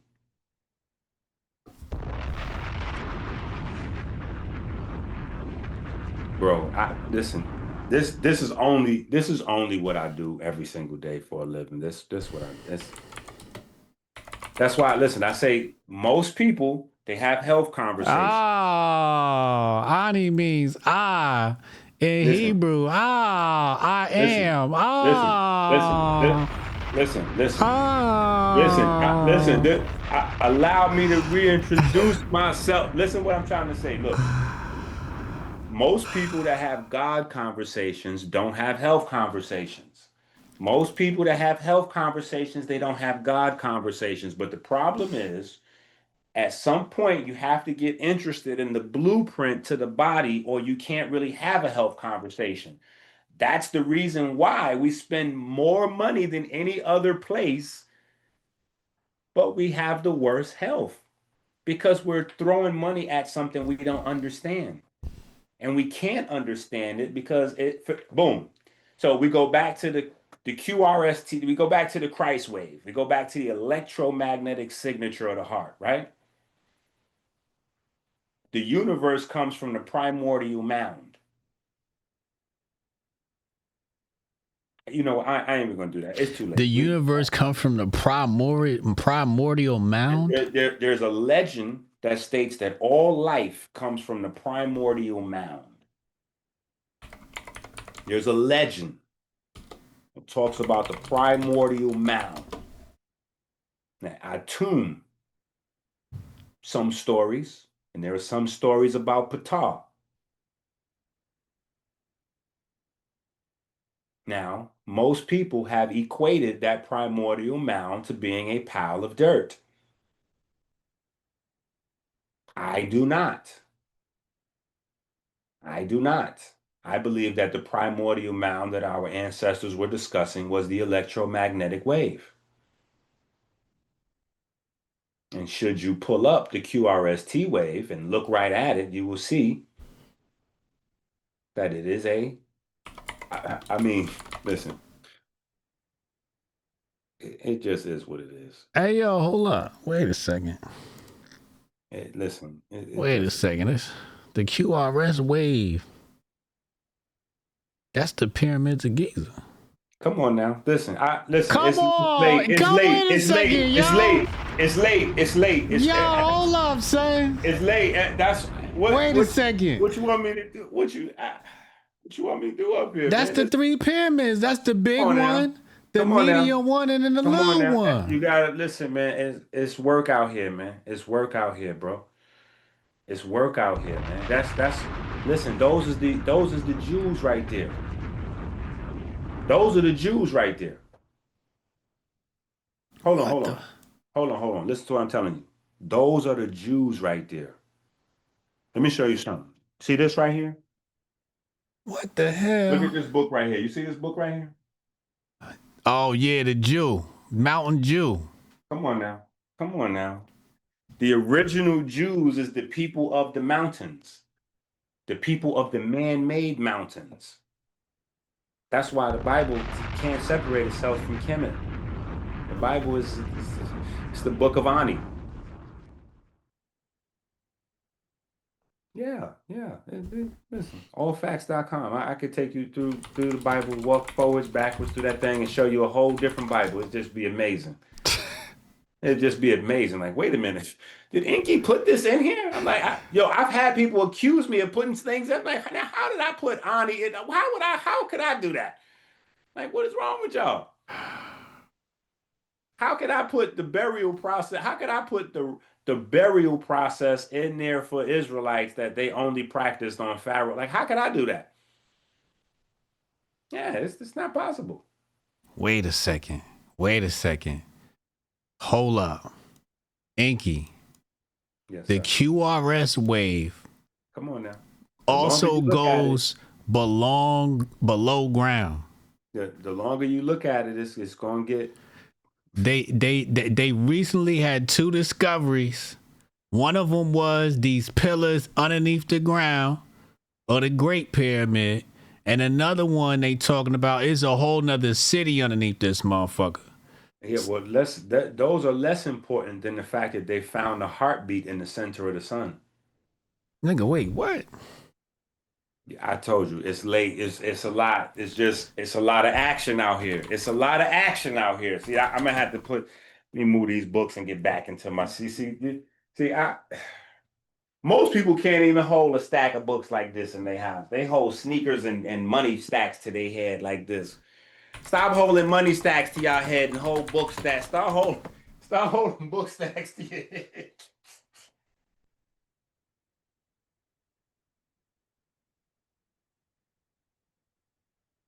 Scientists observe repeated patterns of radio bursts in the sun likened to a heartbeat during solar flares. Yeah.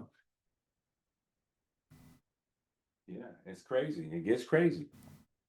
It gets crazier. It can get crazier because when you realize that the corona of the sun is not an actual thing, All kind of doors get open. What you mean it's not an actual thing? It's not a physical thing. It's empty space. It's not empty space. The closest thing that you can call the corona of the sun is the sun's mind.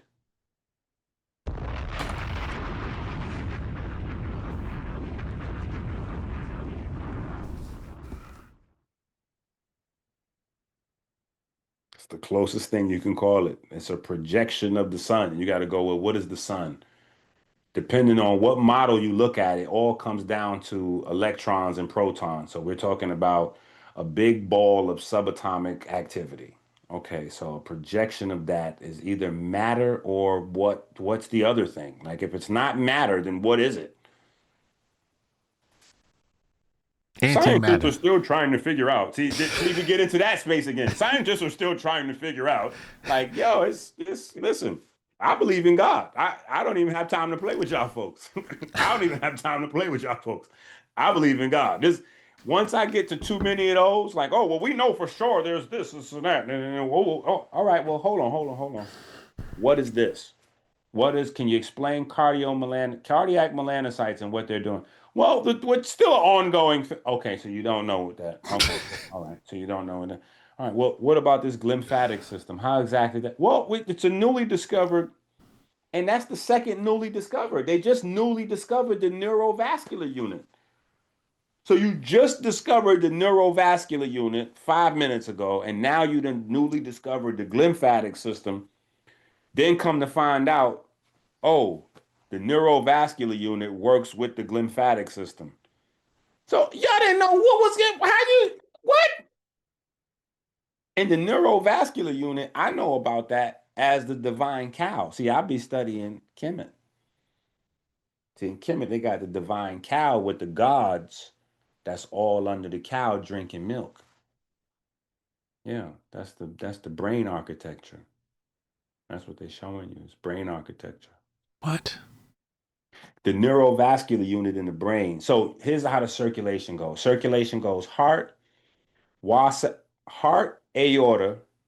carotid arteries. Then you go circle of Willis, right? Or Ankh, however you want to do that, right? Mm-hmm. Did we do that already? Circle of Willis. We see the Ankh. We did. Okay. So we go circle of Willis, and then we go to the capillaries, the neurovascular system, and then the neurovascular system breastfeeds the neurons in the brain. So that's the energy feeding system. And then the glymphatic system is basically the energy cleaning system. So now you clean it off. But these are both relatively new systems that it's like the mesentery in your stomach. The mesentery, they just discovered that 15 years ago. Largest part of your stomach, or abdomen, I should say, excuse me. Largest part of your midsection, the mesentery. They just discovered this is one organ. Larger than the long the long intestine. What's it called? Because they said the long intestine was the largest. It's long, but the small intestine was the longest. Right, but this is a large network. Okay. That's regulating everything. And so what I'm saying is, if you just discovered the thing that's in control of everything,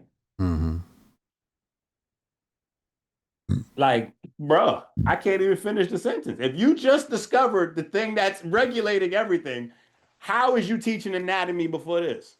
Yeah, you got to start back all over again. You got to throw the old books out.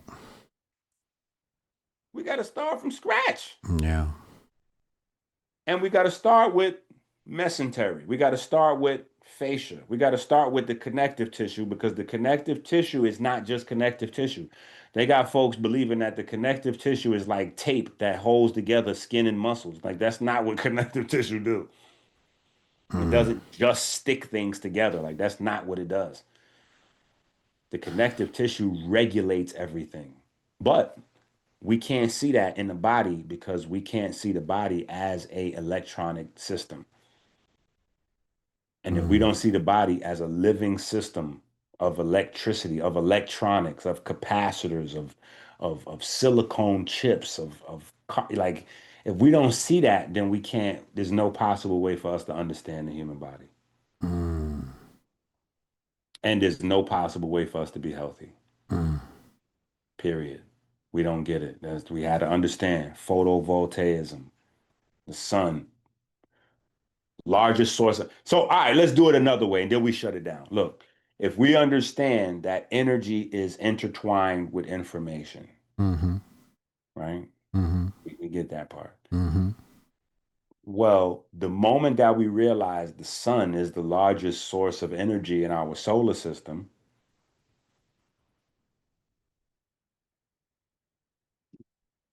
and that's all I'm saying. Did you see what you see? Look, and that's all I'm saying, because back in Kemet, once again, them folks over there was talking about God was The sun. in the sun. No, not the sun, behind the sun or in the sun. It was the driving force of information and intelligence that acted through the sun. It wasn't the sun. It was the acting force through the sun, the intelligence, the structuring factor. Inside the sun. Yeah. Which is the reason why Israel, Yahweh, is Yahweh. Sun. Yahweh is a Kemetic God. Huh? Yahweh, the God of the Bible. I just told you the Bible is the book of Ani, bro. What you ain't hear? You ain't hear? Listen, it's hard. Listen, I understand, because some of these things, it's like you hear it and then it hit, and then it's like no, because I told you the safety mechanism kicks in and then it reprograms you afterwards. You go, no, he didn't. That's not what that's not. Yeah. Well, how is Yahweh a Kemetic God? Okay. Yahweh is Yod He Vav He in Hebrew. Stop. Listen, I'm telling you, these folks are going to tell you, we spend the most money on healthcare in America, and we got the sickest people. How is Yahweh a Kemetic God? That's because, listen, we spend the most money on healthcare, we got the sickest people, because the things that we think are true are false, and the things that we think are false are true. And that right there comes right from that book. Literally, the devil's job is to make you believe that the wrong thing is the right thing and the right thing is the wrong thing. And that is what's going on here. So the Bible's the devil. No. I just told you the Bible is a book of Ani. The Bible is a Kemetic text. Okay, look, we're going to stop this right here. I want you to go to your Google, right? I want you to do this on the camera, though. Don't, not in private. Do this so everybody can see. I got you. We're going to do it. We're going to put it on the screen. I've been having everything on the screen. Okay, good. Because I can't see what you got on the screen. Right. Only thing I can see is me and you. So Google in Yahweh. Let me see. Yahweh and Kepler. Let's see what pop up. Keper. No, Kheper. Okay. Yahweh and Kepler. All right. The combination Yahweh Kepler. Let me put this on the screen. Yeah, we might have to play with the searches a few times, but tell me what come up. Refers to merging of two names. Yahweh, Hebrew name. No. Okay. Let's just run a different. Let's go Kepler. Yeah, let's go Kepler, Royal Seal of Israel. Kepler, Royal. This nigga about to get me canceled. Royal Seal of Israel. Let's go to images and see what we got here. Okay, I see the menorah.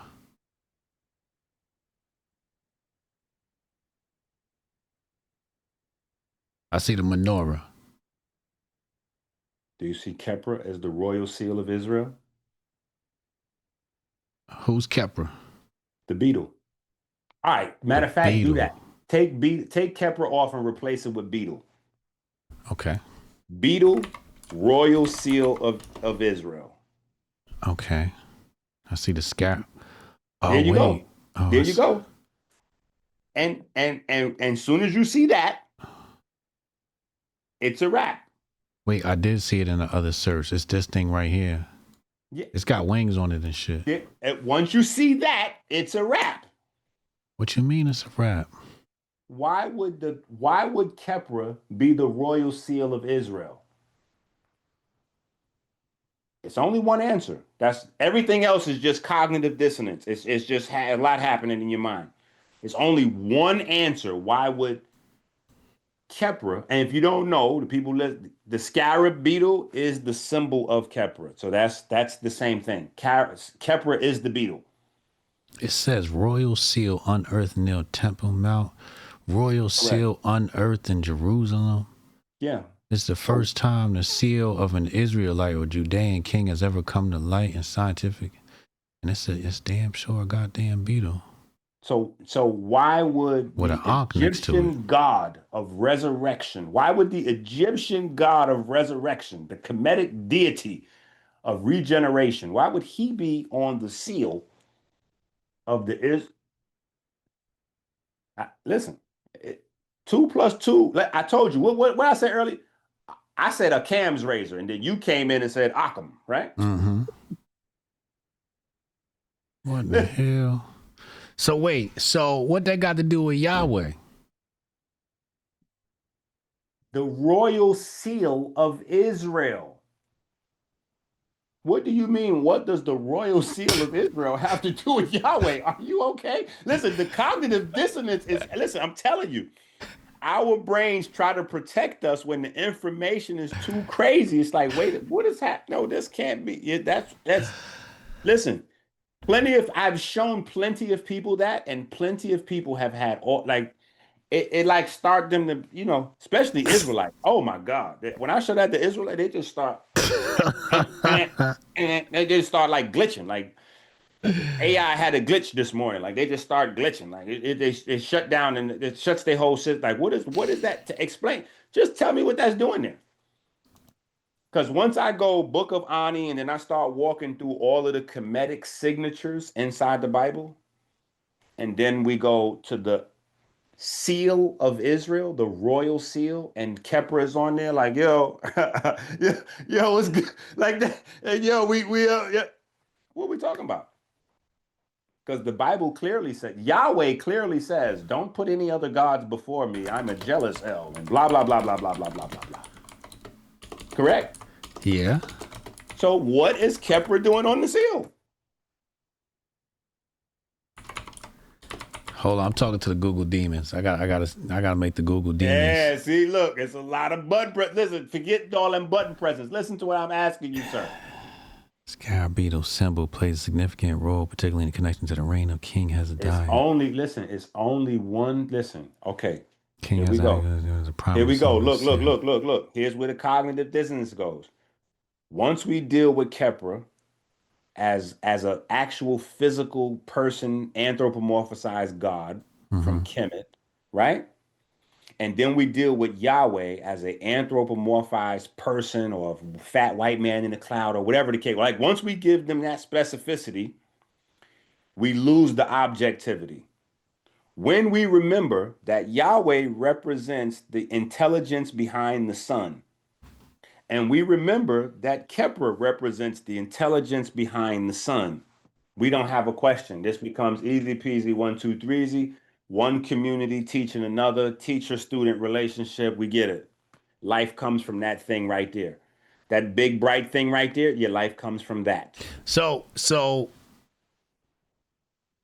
The problem is if we have to assume that our ancestors were stupid, that they did not understand that life comes from and is maintained by that big bright thing, then all kinds of other stories take place. But the moment we go, well, let's say that they were smart. Let's say because they did build the pyramid. So let's just say they knew a thing or two about a thing or two, especially since they have books demonstrating they understood photosynthesis, blah, blah, blah, blah, blah. Once we understand photosynthesis, we understand that light is creating, and that's the natural source of light, which means that's the largest source of information and life in the known universe to anything on this planet. And then when we go, wait a minute, the sun has a heartbeat, we have a heartbeat. What did Einstein said? So there's a quantum entanglement. There's a spooky action at a distance. Okay, so the source of the electricity of my heart is the sun.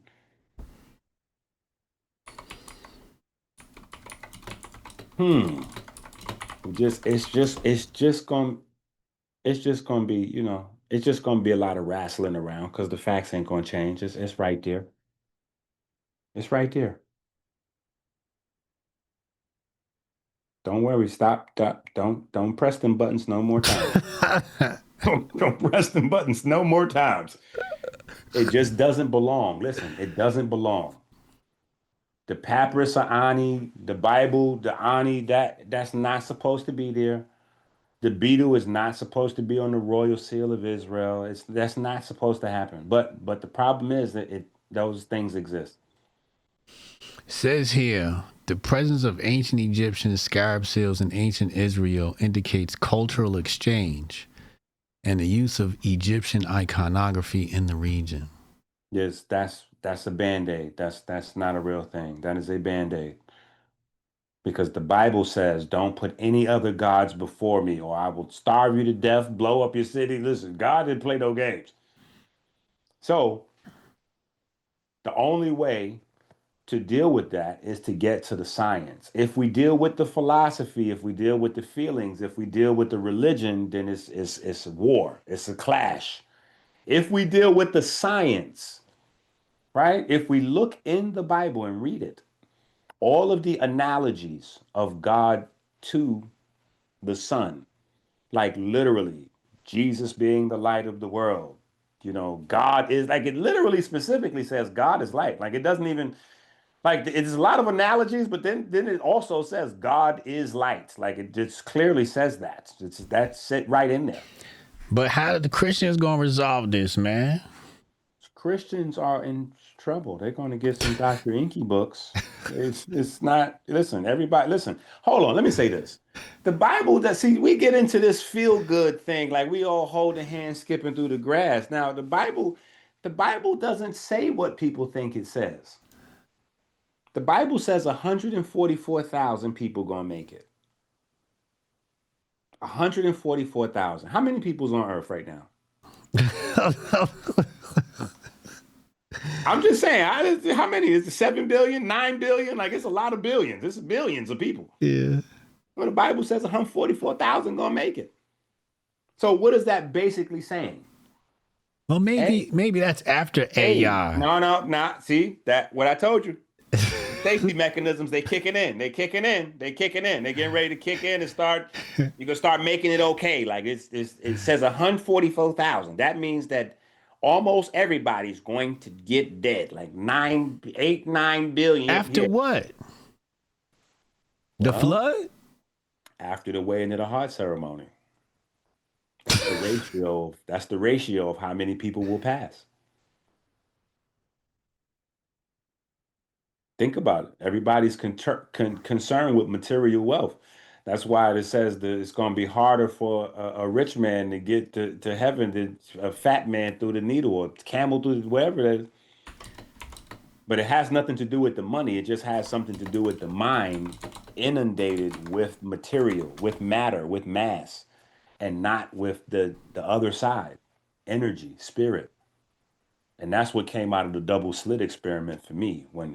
What I got out of the double slit experiment, when they came with, okay, particles behave like waves and waves behave like particles, I got the duality from Kemet again. I got the duality. I got the binary nature of life, right? There's wave, there's particle, there's male, there's female, there's electric, there's magnetic. Mm-hmm. And so modern day, we concentrate on the particles. We concentrate on the solid. But back in Kemet, they didn't do that. They focused on the wave. They concentrated on the not solid. And that's just how my mind has always been wired. When I was in school in science class and we learning about the universe, and the teacher goes, 99% of the known universe is plasma, and 1% makes up matter. And we are a part of that 1%. My hand shot right up. Teacher called on me and said, so why are you wasting our time studying this 1%, 99%? Why are we studying that? Teacher was like, one more time, I'm sending you downstairs to the principal. You got one more time to outburst in my class like that. So I just took it upon myself, like, okay, I have to study at the house. Clearly, I'm not going to learn anything in school because y'all going to teach. Y'all, you just told me that y'all have no intention of teaching us. 99% of the universe is that other stuff that you don't even have in the books. Like, nothing. So that's not even in these texts. So none of that 99% is in these books here. Okay. So we're going to spend 12 years learning about the 1%. I said, what? That don't even make no sense to me. My mind can't even accept things like that. So I got to go outside the box. I learned it young. I just couldn't. That didn't even make no sense to me. I was like, wait a minute. You just said 99% of the known universe is this other stuff, but we're going to study this 1%. I said, it like that. Isn't that 99% probably creating or causing this 1%? EnQi, I've been doing some typing, and it says, coincidentally, both the square of 12 and the 12th Fibonacci number. That's 144. As the only non-trivial number in the sequence that is square. Listen, bro, how long you want to stay on the internet? Because if you start bringing in numbers, do you know that the number 26? Hold on. Do you know that the number 26? The number 26 is the only number in existence that sits in between a square and a cube.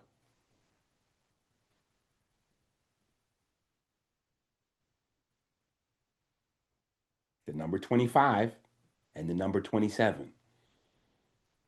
The number 26 is the only number. So 25 is the square. And 27 is the cube. 27 is the cube. Yeah, 3 cubed is 27. Correct. And so that means the number 26. Ho. That means the number 26 bridges two-dimensional reality to three-dimensional reality.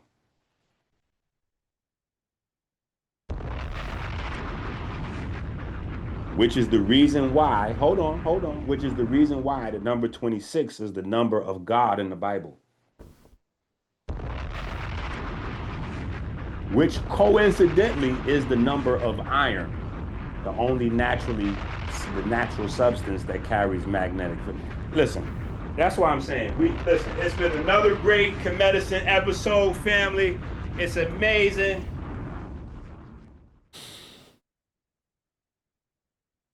What we gonna do? What we gonna do? Listen, them old folk, them people knew a thing or two about a thing or two. Listen, them people knew a thing or two about a thing or two. That's all. That's all. Listen, that's all it is. They do a thing or two about a thing or two. Oh man, that's crazy. That's sure as hell. 5, yeah, that's 5 squared, and that's 3 cubed. That is definitely 5 squared. Yeah. Wow. That's 3 cubed. Yeah. 3 times 3 times 3 is 27. 5 times 5 is 25. Yeah, the numbers don't lie. It's just magical when you dig into it, because 26, it just happens to be magnetism. Right? It just happens to be magnetism. And what they say, life is in the blood. Life is in the blood. And what's in your blood? Magnetism. Your circulatory system is a magnetic system. Your heart is a strong magnet. Oxygenated blood is diamagnet. So what does that mean? It repels away from the magnet. So that's how the blood flows out when it's oxygenated. When it leaves, when the oxygen dissipates, the blood becomes paramagnetic. So that means what? It's attracted to the magnet again. Mm-hmm. That's what keeps the continuity going. That's what keeps the flow going, not the pump. It's the magnetism. Yeah. The magnetism makes the pump. Well, we can go, listen, we can go even deeper, right? Just messing with the numbers, right? The word for blood in the Hebrew is 44. What? Yeah, it's the Dom, the DM. DM is how you spell blood in Hebrew. But all of the words have numbers. Right. Because Akhenaten created the Hebrew language. Who? Akhenaten. Amenhotep the fourth? Akhenaten, the one and only. But that's an even longer conversation. I don't want to, it's. But so yeah, so the blood is 44. The number equivalent is the number 44. And so the way the language is structured, when a number repeats itself in a word, it's because it wants you to remember important things about that word is based with that number. So the science of blood is encoded in the name, in the word. Mm-hmm. Yeah, it says Dom here means blood of life. Right, and it's 44, the number. So that's why you No, look at the number. 35. No. Dom is 44, sir. Dalet is 4. Mem is 30. 40. No, sir. What do you mean, no? Look it up. I just did. The Google demon said Mem is Stop 30. with the Google. The Google demons is driving you crazy. Dom is 44, bro. The chat gonna get you. How about doing it that way? Yeah, type in Dom Blood 44. Type all that into the Google and see what pops up. 44 or 144? No, just 44. DM Blood and the number 44, and then hit the search bar and see what happens. You might get a better result that way. Right now, Google is in the middle of changing over, so Google might be a little discombobulated. Is your Google AI yet? Yeah. Yeah. So it's changing over because everybody's is not AI yet. The number 40 is the gematria value specifically associated with the. Wait, now it's telling me that 40 is associated with the Hebrew letter mem, but before it told me. I just told you that. I just told you. Listen, that's what I'm trying to tell you. Google is going through some things. So look, I saw on the internet, it said the Google is turning into AI. I like to test the AIs out. Right. So I went on to the Google AI and I asked the Google AI, I said, give me all of the known edible algae. And so it gave me a list of like 20 different ones, right? Mm-hmm. So I said, so what about Eucoma cottoni, gracilaria, bladderwrack, this and this? Mm-hmm. And it said, it gave me I swear to God, it gave me a list of websites and said, look it up yourself. I said, okay. Google AI got an attitude. They just now shifting it over because they've been getting their ass beat. No, it's over. It's a wrap. But that number 4, like you got 4 chambers in each blood cell for iron. So each blood cell holds 4 atoms of iron, 4 molecules of oxygen. Mm-hmm. You got 4 blood types. Mm. You got 4 blood types. Mm-hmm. Mm. The average person's blood sugar, healthy blood sugar, is 4 grams of blood. 4 grams of sugar per blood molecule? Yeah. 4 grams of glucose, sure. No, in the blood circulatory system altogether, 4 grams. 4 grams. That's it. So you got more than 4 grams, you fucking up. You're in trouble. But it's just about that number 4. It's just about the information just being sitting right there. So when I take that scoop of sugar, it's definitely over 4 grams. And I put it in my... Well, it's not that simple. Oh, okay. It's about how much of that sugar is being metabolized. Yeah, there we go. Okay. How much of that sugar we turning into electricity and light versus much of that sugar is going to be sitting around stagnant. Okay. I got you. Yeah, we got to light the torch. Yeah. You ever had Coca-Cola before? Absolutely. I love Coca-Cola. Some good stuff. I'm from 158th Street in the Bronx. Have you had it recently? No. I like they got the shit from Mexico now, so it doesn't have high fructose corn syrup. It's got authentic cane sugar. Oh, it's amazing. I'm not sure which one is better for you. Yeah, I'm not sure which one is better. Like that's like, don't be so quick to be like that. Oh yeah, they got the like. That's like back in the. Well, I can't. Let's just say it's like somebody had something that was stepped on, and then somebody gave you the raw joint. Like you got the. I got that pure white Melanin. Nah, it ain't pure white. You got that beige. You got that brown. That you know what I mean. That you addicted forever. Like the dopamine explosion is phenomenal. Yeah. You'll never forget when you had the first sip of that soda. Like, I remember it was at this. Listen, it's people that get thirsty when they hear a can opening. Like, I'm like, do y'all not understand the process? Do y'all not understand the words that are coming out of my? A can is not a fruit. That's not like peeling that's not. You're not supposed to get thirsty when you hear a sound of a metal can. I said, this is not okay, folks. We are not all right. We are not okay. We have been misled. I remember where I was at. I was sitting right here at the Mexican restaurant, Washington D.C. We just came from the nigga museum. What did they call that with all the slave shit in there? Unnecessary roughness. the nigga museum is the supermarket. It's where you got that soda from. That's no, I got the shit with all the slavery stuff in it. In Washington D.C., the National Museum of Niggas. I don't know what the fuck they call that shit, but we just came from that. Walked down the street, went to the Mexican spot. We love Mexican food. And I seen they had the Coca-Cola. And I was like, yo, let me get one of them. Y'all got the... You know why we love Mexican food? Because Mexicans still have information. What do you mean? People who keep their traditions intact, they have information. I was just talking about the Mexicans the other day. Mexicans have weak livers. Their ancestors figured that out. So they combated the weak livers by flooding all the food with peppers. Because peppers will make your liver brand new again. They don't know that today. They just know that all their traditional recipes is hot and spicy.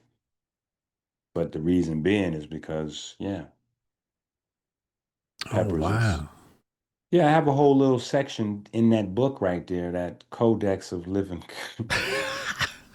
Yeah, there's coinky-dink. It's just like a little section in there on peppers. And the avocado, too. Well, avocado is good for other reasons, but yeah. Avocado good for your brain. Well, avocado is good. Yo, I ain't going to say the guy's name, but oh my God. Me and him had some epic battles on the internet because he just used to say the dumbest things. He made a post on Facebook one time and said, avocado is unhealthy. Stop following Dr. Sebi. I don't want anybody to eat avocados. Avocado fat is not ionic. I said, oh my God. It wasn't Yacht. No, it wasn't him. No, he wouldn't say No, that. I ain't gonna say his name. I love some good avocado, some good guacamole. I love avocado. Guacamole is my shit. Yeah, I love avocado. And it's not supposed to be ionic. It's not supposed to be electric. See, this is the understanding that we're missing. It's supposed to be fat because your body is electronic. They're like, wait, EnQi, that does not make sense. Because you don't know how fat works. And you don't know how electronics works. Look down. Look in your house. Look around. Don't you got plugs somewhere? You got plugs. Anybody that's watching this video, you got plugs in your house. Mm-hmm. Yeah. The plug is not the actual metal. You have an insulator coating the plug. Hello. Fat is the insulation for the electronic circuit. Allow me to reintroduce myself.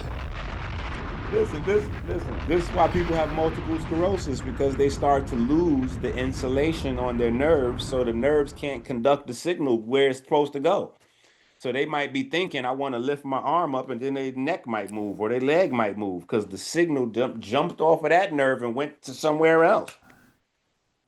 Yeah. Oh, shit. That's why the brain is mostly fat, because the fat has to coat the nerves so that the signals go where they're supposed to go. He said, Tanai said, myelin sheath is insulation.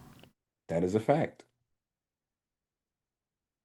Nan said, I got 3 avocado trees in my yard. He in Jamaica. Come on now. That's grand open and grand close. Damn. Lord have mercy. I don't know how I'm going to sleep tonight. Good. You done had that cup right there, and you done work 12 hours. You done work 12 hours straight, so you're gonna sleep good knowing you left it on the floor. Shout out to Raw's Law, Willie Will. Appreciate you. What was the name of the book again? I'm gonna drop it in the chat. Let me drop the link in the chat. Hold on. Let me see if I could drop the link, because you can't even find it. How you can't even find it? Let me see. It's right there. It's pinned. Oh, you got it up there? Yeah. No, this ain't it. This is the other new book. Hold on, let me bring it up. Yeah, here you go. Look, I'm gonna send it to you in the chat, now in the Zoom chat. All right. Did it work? Thought I sent it to. Oh yeah, it's right there on the Zoom chat. You see it? Codex of Living, right? Codex of Living Current. Yeah. It should have the QRST wave on it. Let me see. Yeah. Yeah,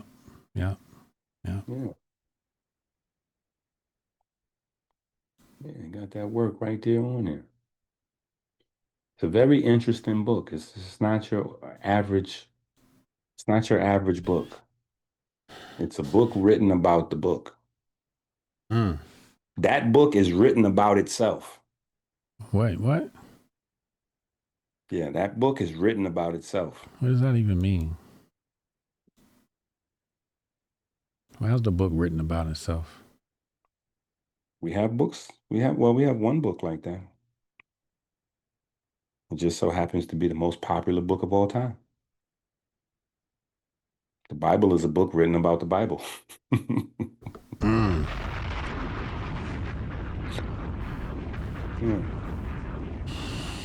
All right.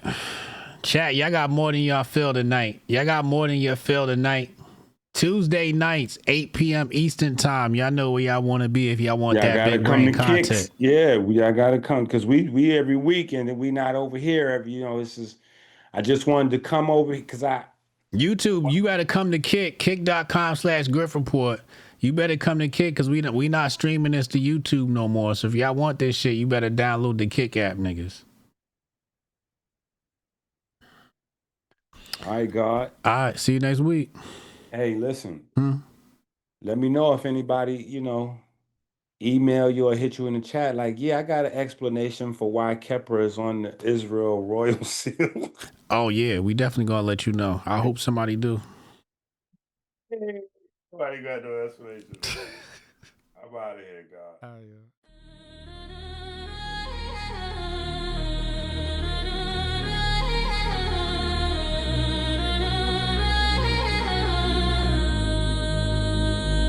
Yeah, in the IB, where the post they lie.